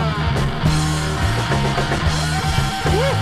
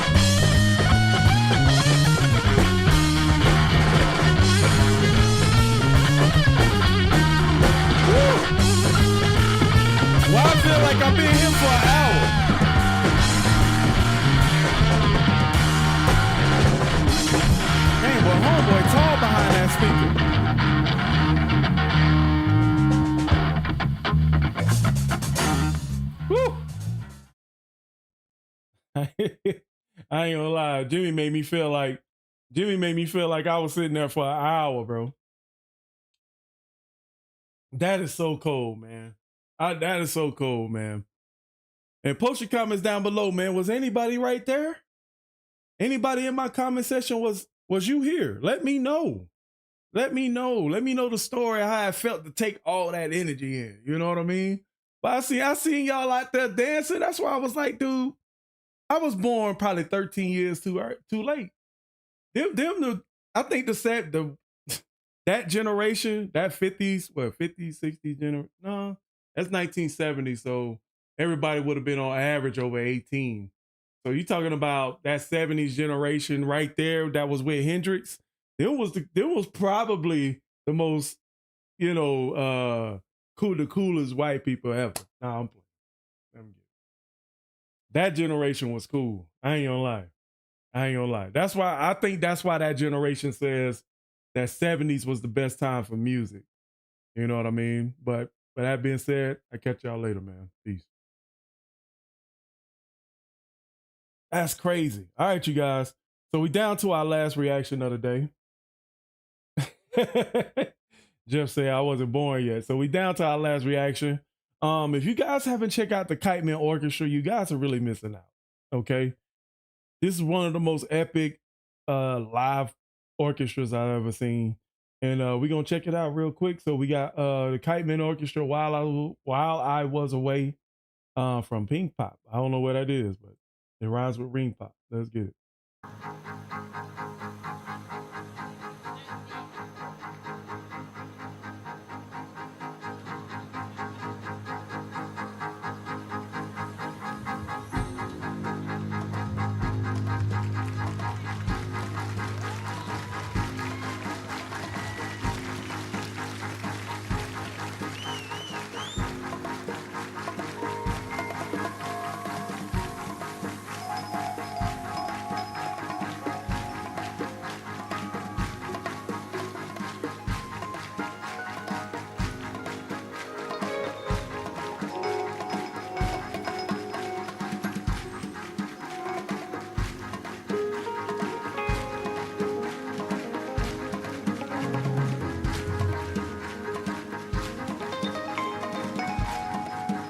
This is definitely live.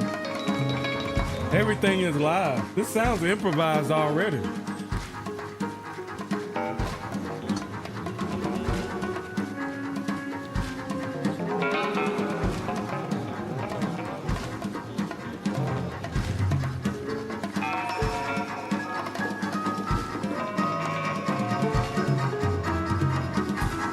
Shout out to Elaine for coming a member again.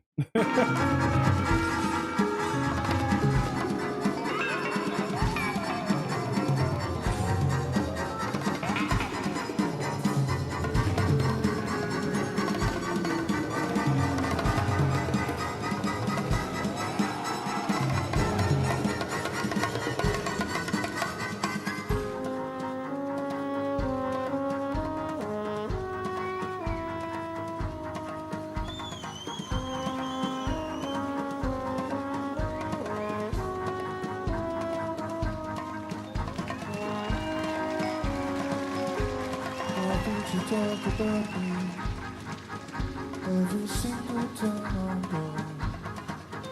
I'm not there, but I can hear you.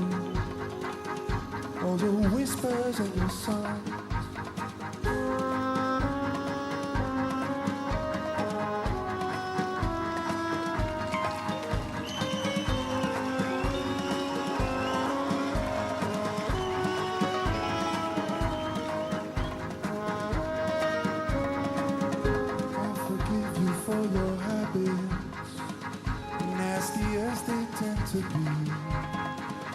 I guess we all have them to a natural degree. I told you that I would be leaving. I have missions to attend. I'm convinced I have to do this with your blessing as a friend. In this godforsaken Let me know what you guys think about this so far. This is vibe music. This feels like lo-fi, like a live orchestra lo-fi performance. You know what I mean? I'm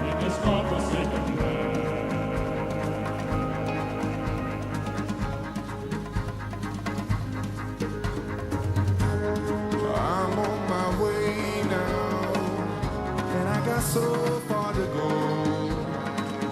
And believe me when I come back, I am gonna wanna know.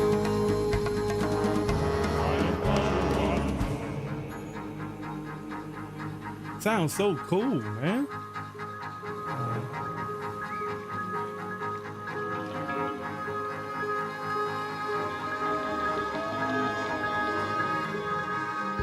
Get ready for wonder, give it to you straight. Expose the demon in you, get it out my way. So that when I'm not there, you will know your place. And when my spirit haunts you, you say it to my face. I hope you will learn, but if I'm too bad, focus on yourself for the time you. Oh, so they got, okay, I like that. They kind of bring some power. Kind of almost make it sound like an opera, but they kind of bringing some power to this. The music and stuff and the rhythm of the whole thing is kind of low, but just with the vocals in the background bringing some power to it. So I was like, it making it stand out. You will know your place. And when my spirit haunts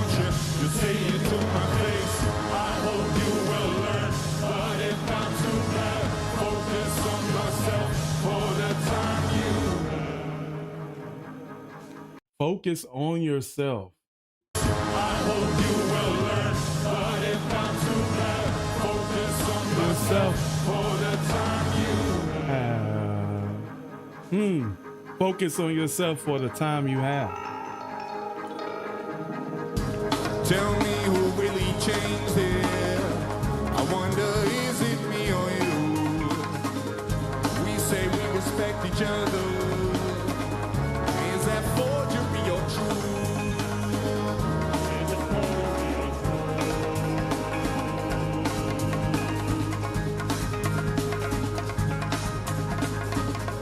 There's no silence in my absence.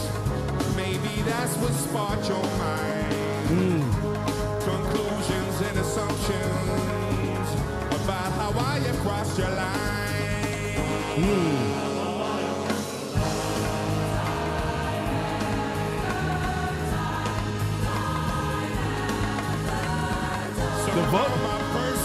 If this is live, man, the sound is perfect. Everything is balanced.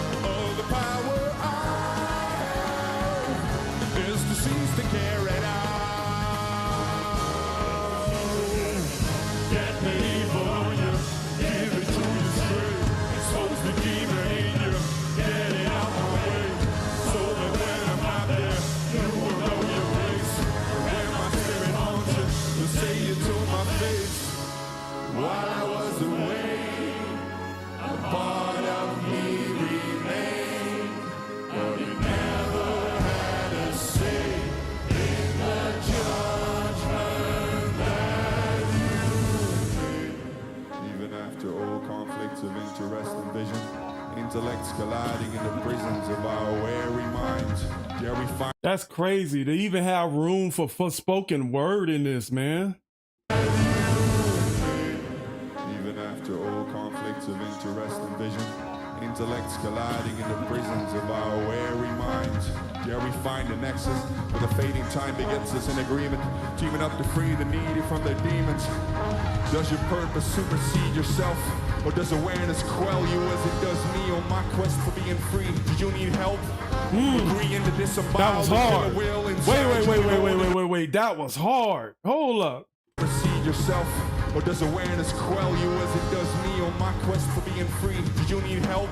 Agreeing to disembowel the killer will inside you in order to retrieve all the mercy it consumed. Trust me to look behind you, back to back if you watch mine too. Time proves your wounds are healed already. All you need to do is love them. It's heavy, but you'll kiss your scars up to the gods. Embrace them as the wrath of heaven. Whichever truth is yours, you recognize it in a second.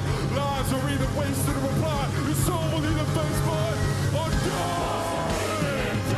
So it's not too late. You know there's only one man who can seal your fate. Not your thoughts and not me, not in any days. It's a light of darkness that you must embrace. While I was away, a part of me remained. Oh, you never had a say in the judgment you face. I hope I will learn, but if not to learn, focus on myself for the time I have. I hope when I grow, I'll be still today. All my words are sent, nothing left to say. We have found our record when we need control. Tell me all is lost, and I will leave you.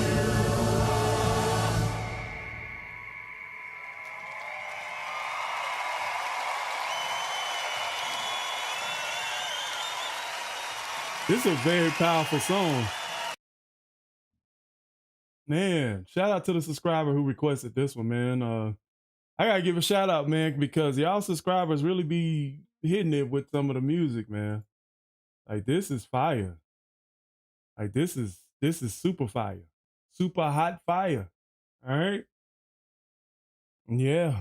I agree with about your comments about Gen X, man, but this was good. Let me know if you guys want to see more Kiteman Orchestra on the channel. I'll catch you guys later, man. Woo! Long stream. And I mean, we really been reacting and stuff for that 30-minute break we took. But y'all look out for these reactions that's gonna be coming out later. Oh man, hey y'all, let's vibe out. Let's vibe out. I want to hear this.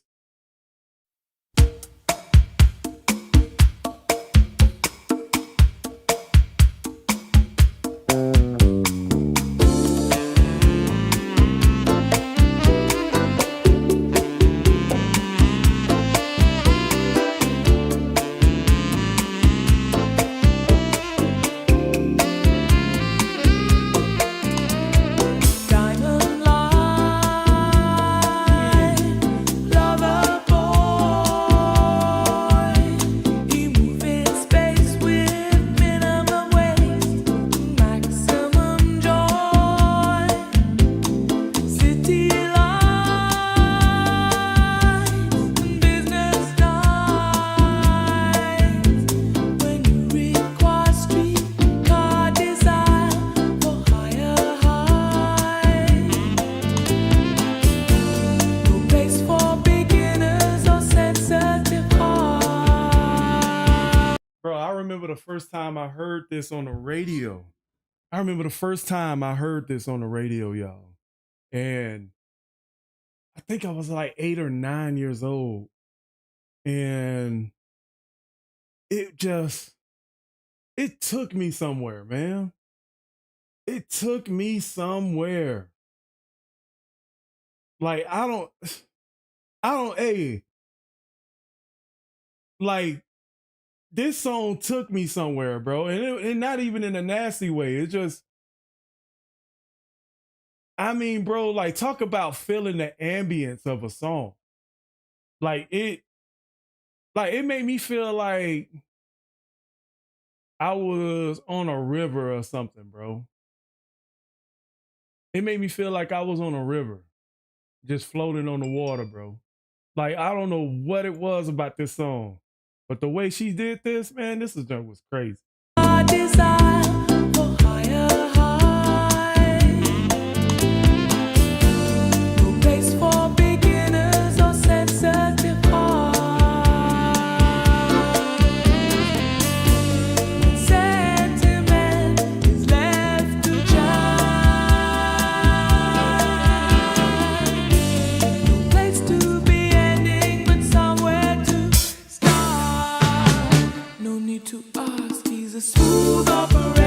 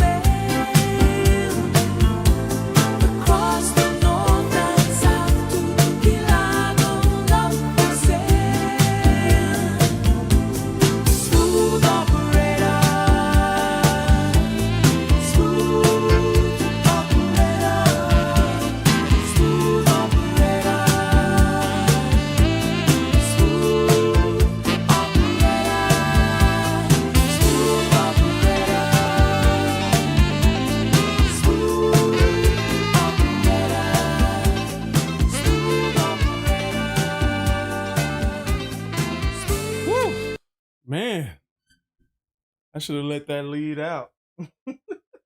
Man, we listened to a lot of music today, man, and definitely got that education in, man. So once again, shout out to Black Music Creative for letting me react to his stuff. And let me know, for y'all that's been here the whole stream, do you think the community of people on my YouTube channel would receive those documentaries with open arms? Because we definitely gonna test it out. Let me know. Smooth operator. Dang, this album almost 30 years old.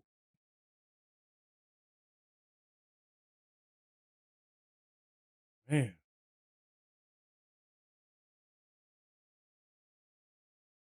Smooth operator. Smooth operator. Smooth operator.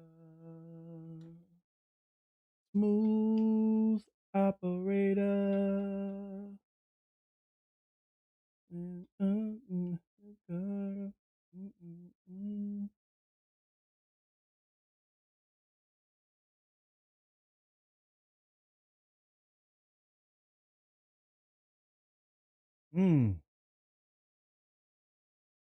Man.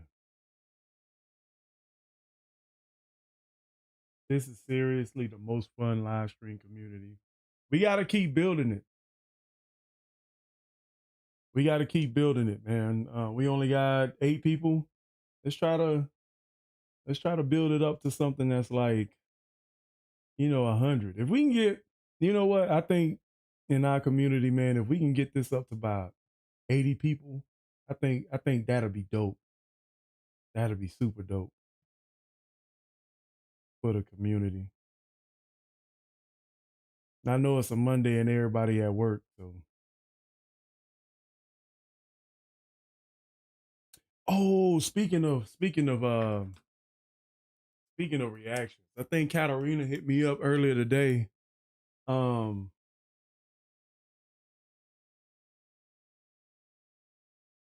Katarina hit me up today, my mod, and she told me that a new Falling in Reverse track was here.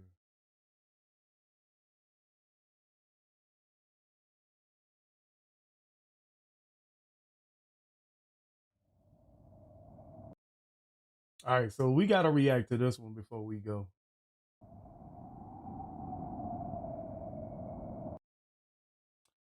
Let me see. So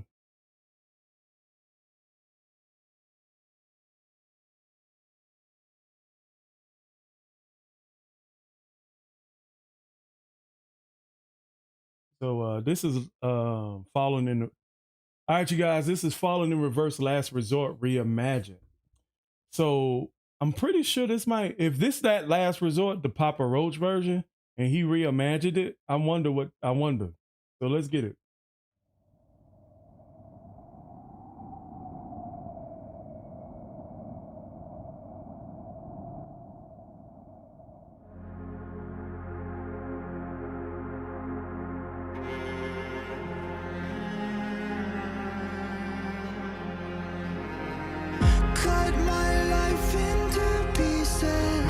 Interesting.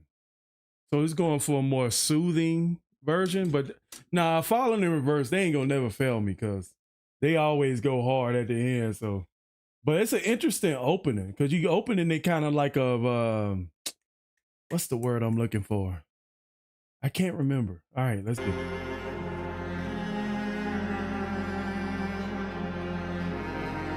Cut my life into pieces. This is my last resort. Suffocation, no breathing. Don't give a fuck if I cut my arm bleeding.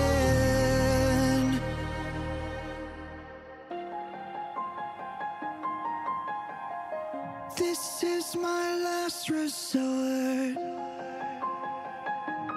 It's an interesting take on the song. Cut my life into pieces.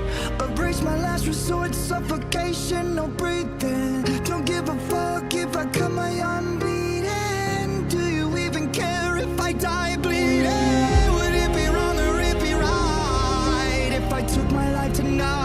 chances are that I might. Mutilation out of sight, and I'm contemplating suicide. I'm contemplating suicide. 'Cause I'm losing my sight, losing my mind. Wish somebody would tell me I'm fine. Losing my sight, losing my mind. Wish somebody would tell me Okay. I'm fine.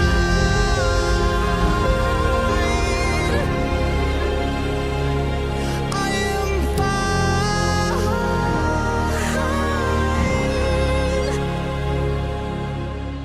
I never realized I was spread. I had no idea that you could. Now, look, I grew up like Last Resort is a classic in my mind, but I never knew you could change Last Resort to be so emotional and thought provoking at the same time. You know what I'm saying? The way he's singing it, the way he's combining the original, and then he's still kind of keeping that flow and that cadence as the original, but he did switch some stuff up, especially vocally. Man, like yeah. I never realized I was spread too thin till it was too late and I was empty within, feeding on chaos and living in sin. Downward spiral, where do I begin? It all started when I lost my mother. No love for myself and no love for another. To find a lover on a higher level, finding nothing but questions and devils. That's a good point. Jeff just remembered the reaction that we did to Casey Chambers, Lose Yourself. I'll put that in a link in the description. But yeah, that's actually a good example. Thanks, Jeff. Finding nothing but questions and devils. 'Cause I'm losing my sight, losing my mind. Wish somebody would tell me I'm fine. Losing my sight, losing my mind. Wish somebody would tell me I'm fine.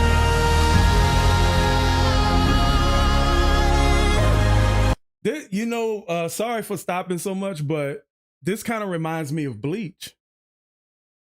Because like when he starts singing Losing My Mind, you start seeing the world crashing around him. And then you think about the lyrics to the song, it's really like, this is my last resort. And then you talking about everything that leads up to the last resort. But this part right here kind of reminds me of the anime Bleach, because it reminds me of like Ichigo's inner world. And when your inner world is in turmoil, things are like upside down or things are underwater. Like Ichigo's Zanpakuto, he was talking about, he hates the rain. You know what I mean? So when you go inside of Ichigo's inner world and when he's suffering, you'll see buildings that's underwater, skyscrapers. And he's like suppressing his potential. But when you see the buildings falling and stuff like that, it makes me imagine that everything's falling apart or falling in reverse. Yep. So let's get it.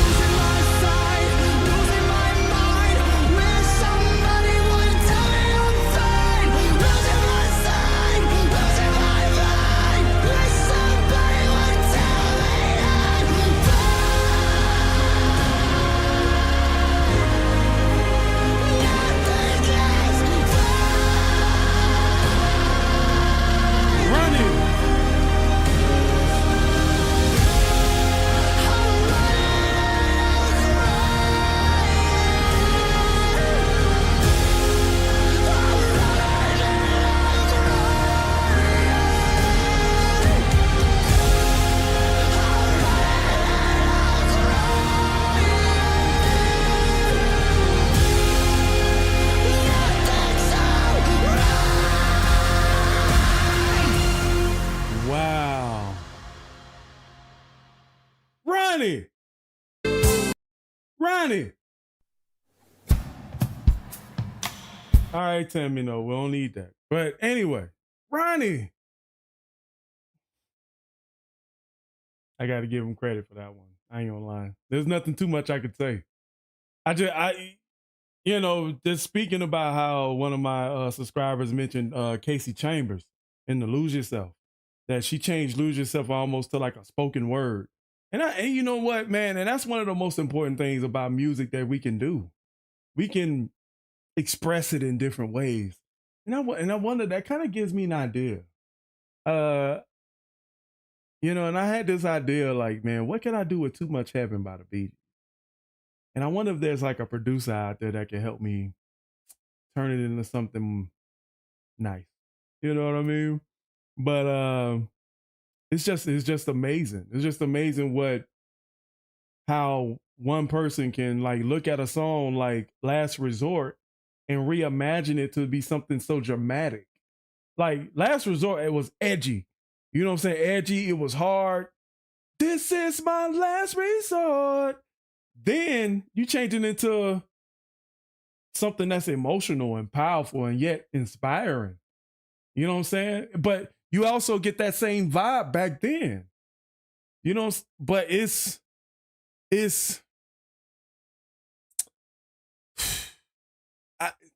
does, like the original Last Resort doesn't really sound as inspiring. It's more like losing my mind, things all right. It does have a dark tone to it, but it's played at a high tempo. So it's interesting. Like I can't even like really illustrate the differences, but you can hear it in the music, right? So let me know how you guys feeling about that in the comment section, man. But we'll definitely catch y'all later. Shout out to Ronnie and the squad. Yeah. Peace.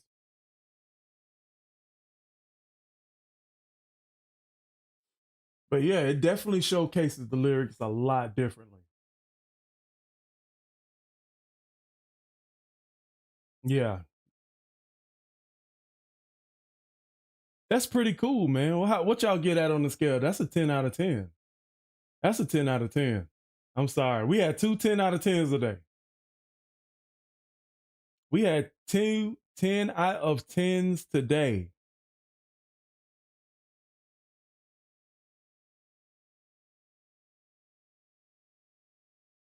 We had 2 10 out of 10.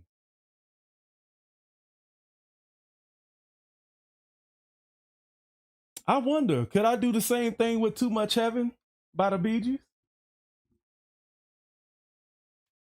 Nah, I don't know.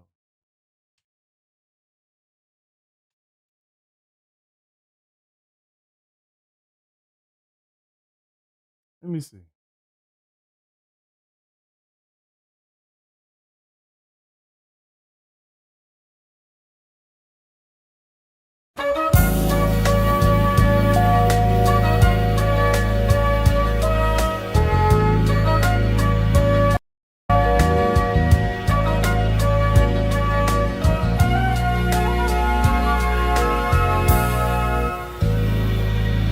Nobody gets too much heaven no more. It's much harder to come by. I'm waiting in line. I wonder if the right producer, what could he do? What could he do with this? Nobody gets too much love anymore. It's as high as a mountain and harder to climb. Ooh, you and me, girl, got a lot of love in store, and it flows through you and it flows through me, and I love you so much more than my life. I can see beyond forever, everything we are will never die. Man, could you see this reimagined into sort of like a R&B hip hop?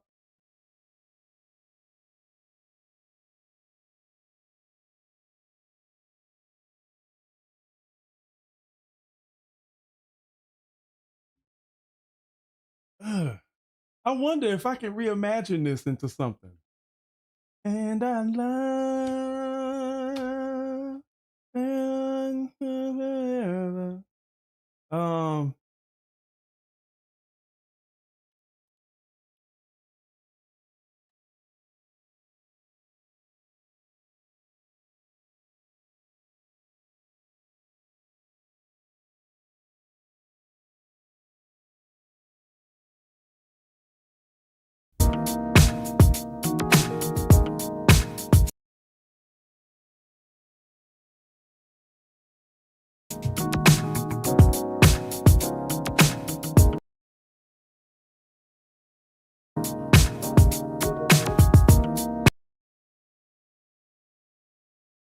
What up? What up?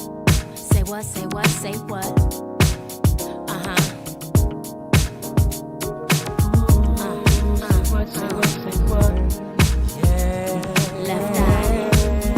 Donnell Jones. Hold up. Let me try something. All right. Let me try something.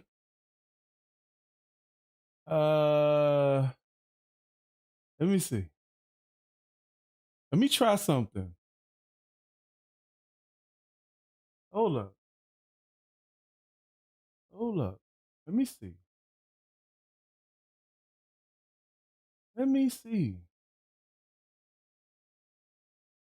I know I messed you up. Hold up. Y'all gotta give me some room now. I'm trying something.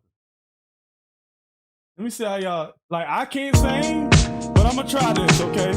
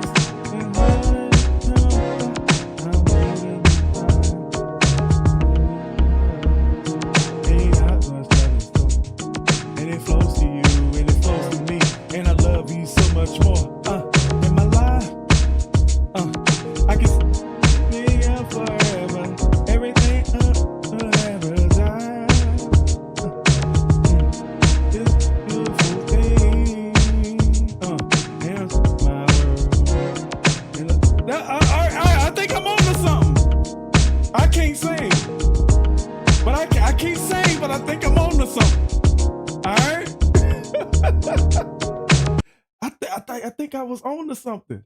I might be tripping. I think I might be tripping. Am I tripping? I think I might be tripping.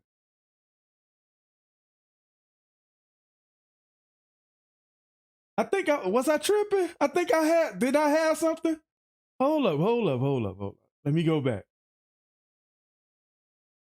Let me go back. I might have had something. Hold up.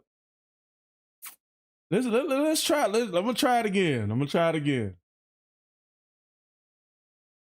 I'm skipping. So what? That's a no.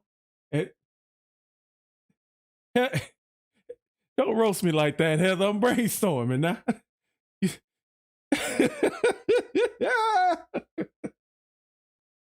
I was brainstorming. I thought I had something. Hold up.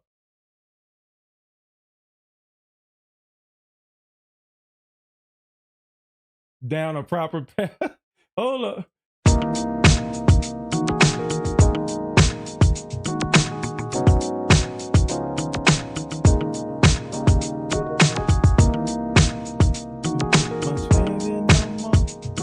Much harder to come by. I'm waiting in line. No, the heaven no more. It's much harder to come by. I'm waiting in line. Body gets too much heaven no more. It's much harder to come by. I'm waiting in line. You and me, girl. And I got so much to and it flows to you, and it flows to me, and I love you so much more in my life. I can see beyond forever, everything we will never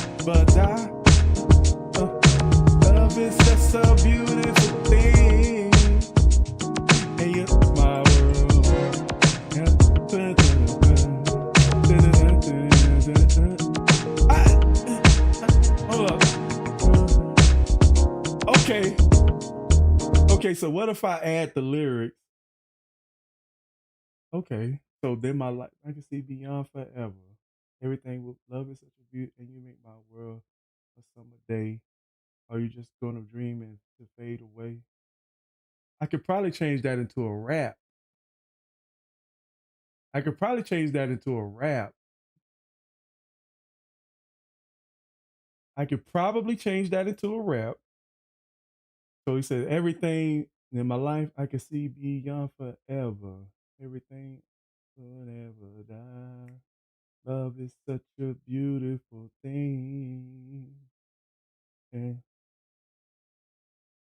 oh, and you make my world, and you make my uh, and you make my world a summer day. Are you just gonna dream and fade away in the past? Hey, and that'll show with us. Well, I might have something. I might have something, and then get nobody. But every over is much harder. The hook actually fits with the rhythm. The hook actually fits. And hold up. Am I wrong? Does the too much having hook kind of fit with this a little bit? Hold up. Much having no more. It's much harder to come. I'm waiting in line. Nobody gets too much having no more. It's much harder to come by. I'm waiting in line.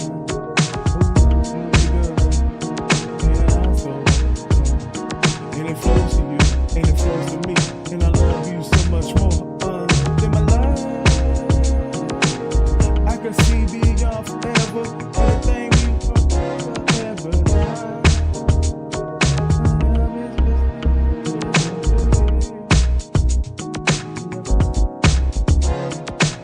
I might have something.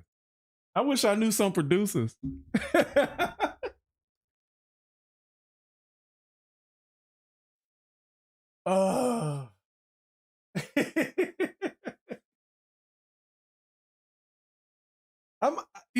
I might have had something. But brainstorming, and I was like, maybe I could put a little bit of rap in that. Like a habitat. Okay.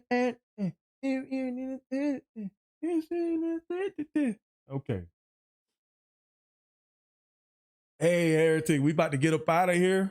Hey, man, so I want to give everybody a shout out for joining today's stream. We've been going for a while, and I got to get up off here, man. So shout out. It needs a, yeah, it does. It does. It does need a smoother flow. I will say that. But see the thing, I want to give much respect. I want to give much respect to the original. All right. I want to give much respect. So like, if I just knew some people, if I had like some people that can help me produce it, something, it could sound right. I think I was on the right track.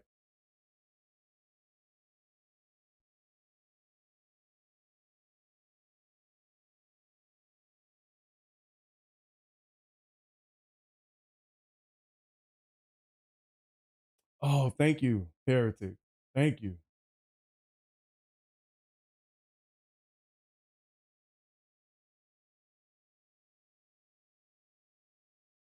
Yeah, I would definitely have to sample.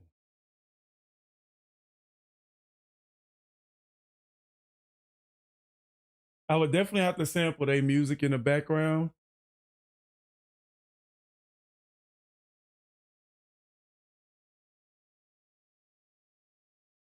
I would definitely have to sample. I don't think I couldn't get away without them singing on this. It wouldn't do them no justice.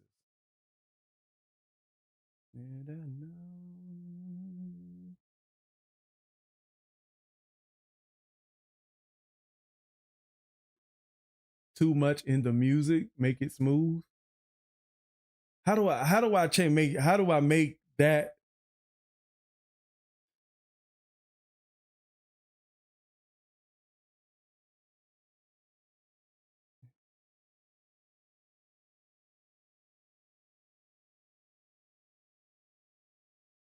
yeah, right. Definitely soul singers. I wish I knew how to do it. I would definitely tinker with it a little bit. I definitely would tinker with it a little bit. Like, what would the Bee Gees music sound like with 90s hip hop instrumentals?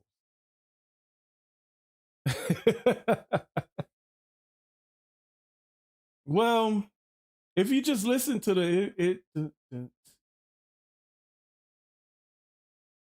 thanks for the subscription, Heretic. But you can sample it and output the background, pretty much, yeah. I wonder if I could get a producer to kind of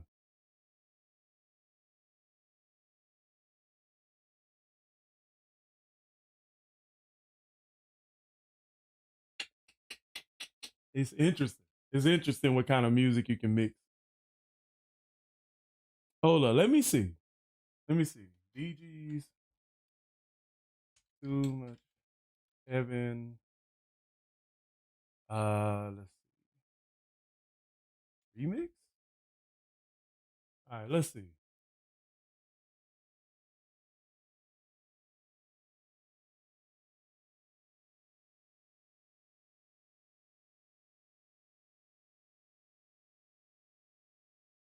Let me see.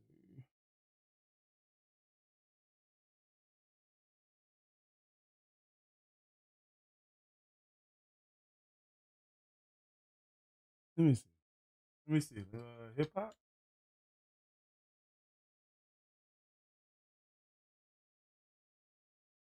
I'm nervous for this one, but let me see.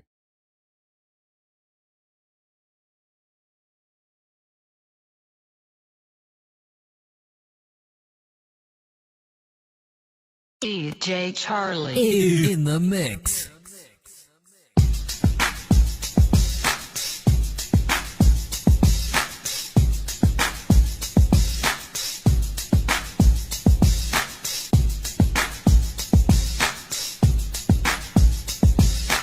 For my next number, I'd like to return to the classics. Let's get scratchy.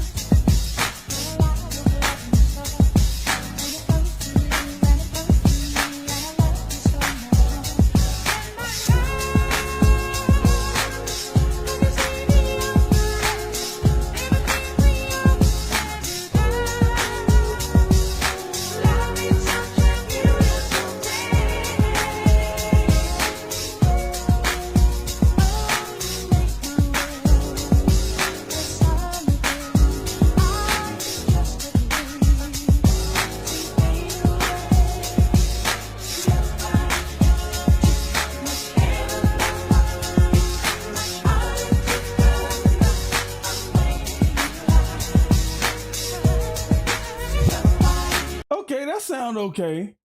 That sound okay. I give him that. Let me see. Too Much Heaven Lo-Fi. Okay. Let's see. Too Much Heaven Lo-Fi mix.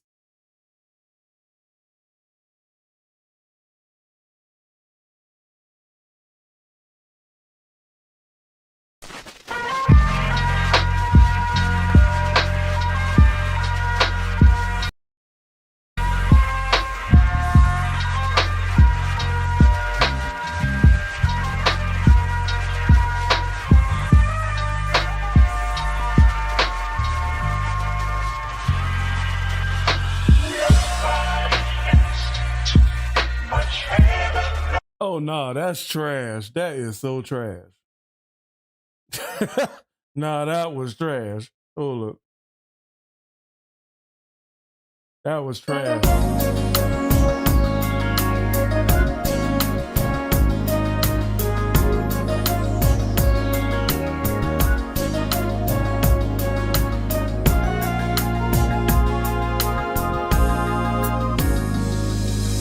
Nobody gets to much heaven normal. It's much harder to come. No, that's trash too. Hold up, dang.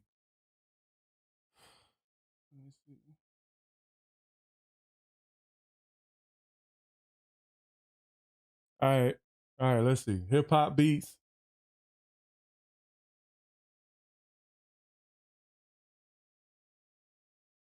The build up on the lo-fi one was okay, but it like you I don't know. That wasn't good.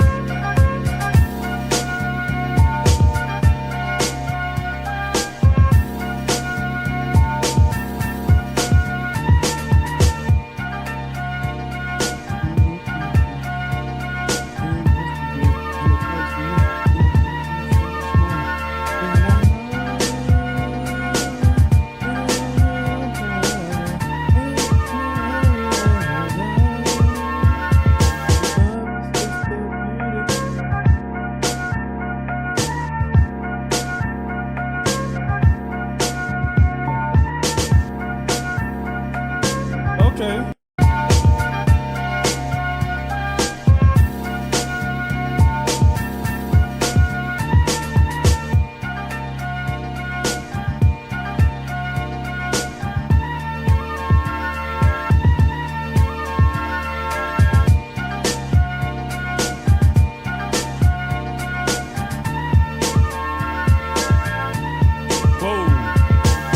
Sometimes we gotta climb to get higher. Everybody know we gotta stay sire. Now goodbye. Everybody knows that we gotta try to freestyle. Is so important to the scene. Everybody know I'm scoring with the dream team in '92. This what I can do. Everybody know I can rap, so I knew. Still trying. Everybody, we still flying. We still achieving. No, I can't. Ah! It's a little too fast. I have to write for that. Okay.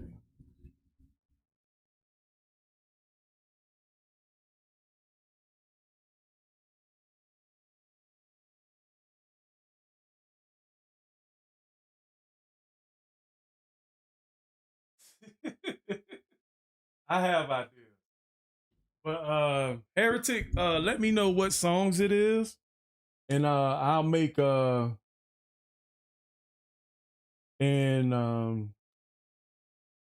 I'll put them in my notes. But let me know.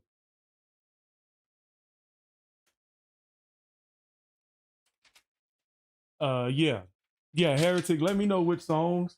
And then I get to them in the next batch of reactions. That freestyle was trash. Are they Miyagi songs? But let me know, cause we've been on for 4 hours, so I gotta get up out of here. But let me know your suggestions.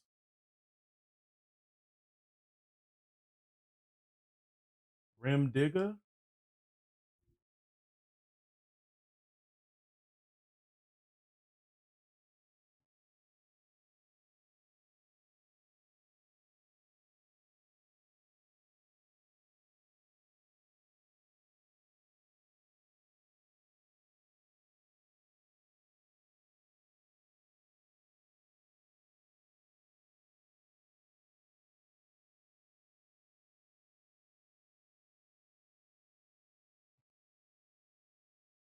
Oh, so both of them are Rim Digger songs? Okay. Rim Digger.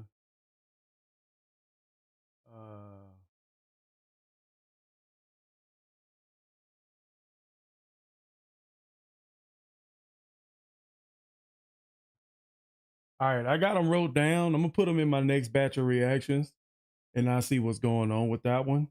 But yeah, we've been on here for almost 4 hours and 30 minutes. That's a little bit over what I wanted to do. But yeah, I'll catch you guys later at another one. All right. You guys have a good night, man. Sleep well. I'm glad everybody had fun. Make sure you guys check out these reactions when I post them. And you can give other people context on what happened if I, choose to leave it out. But yeah, I'll catch y'all later, man. Peace.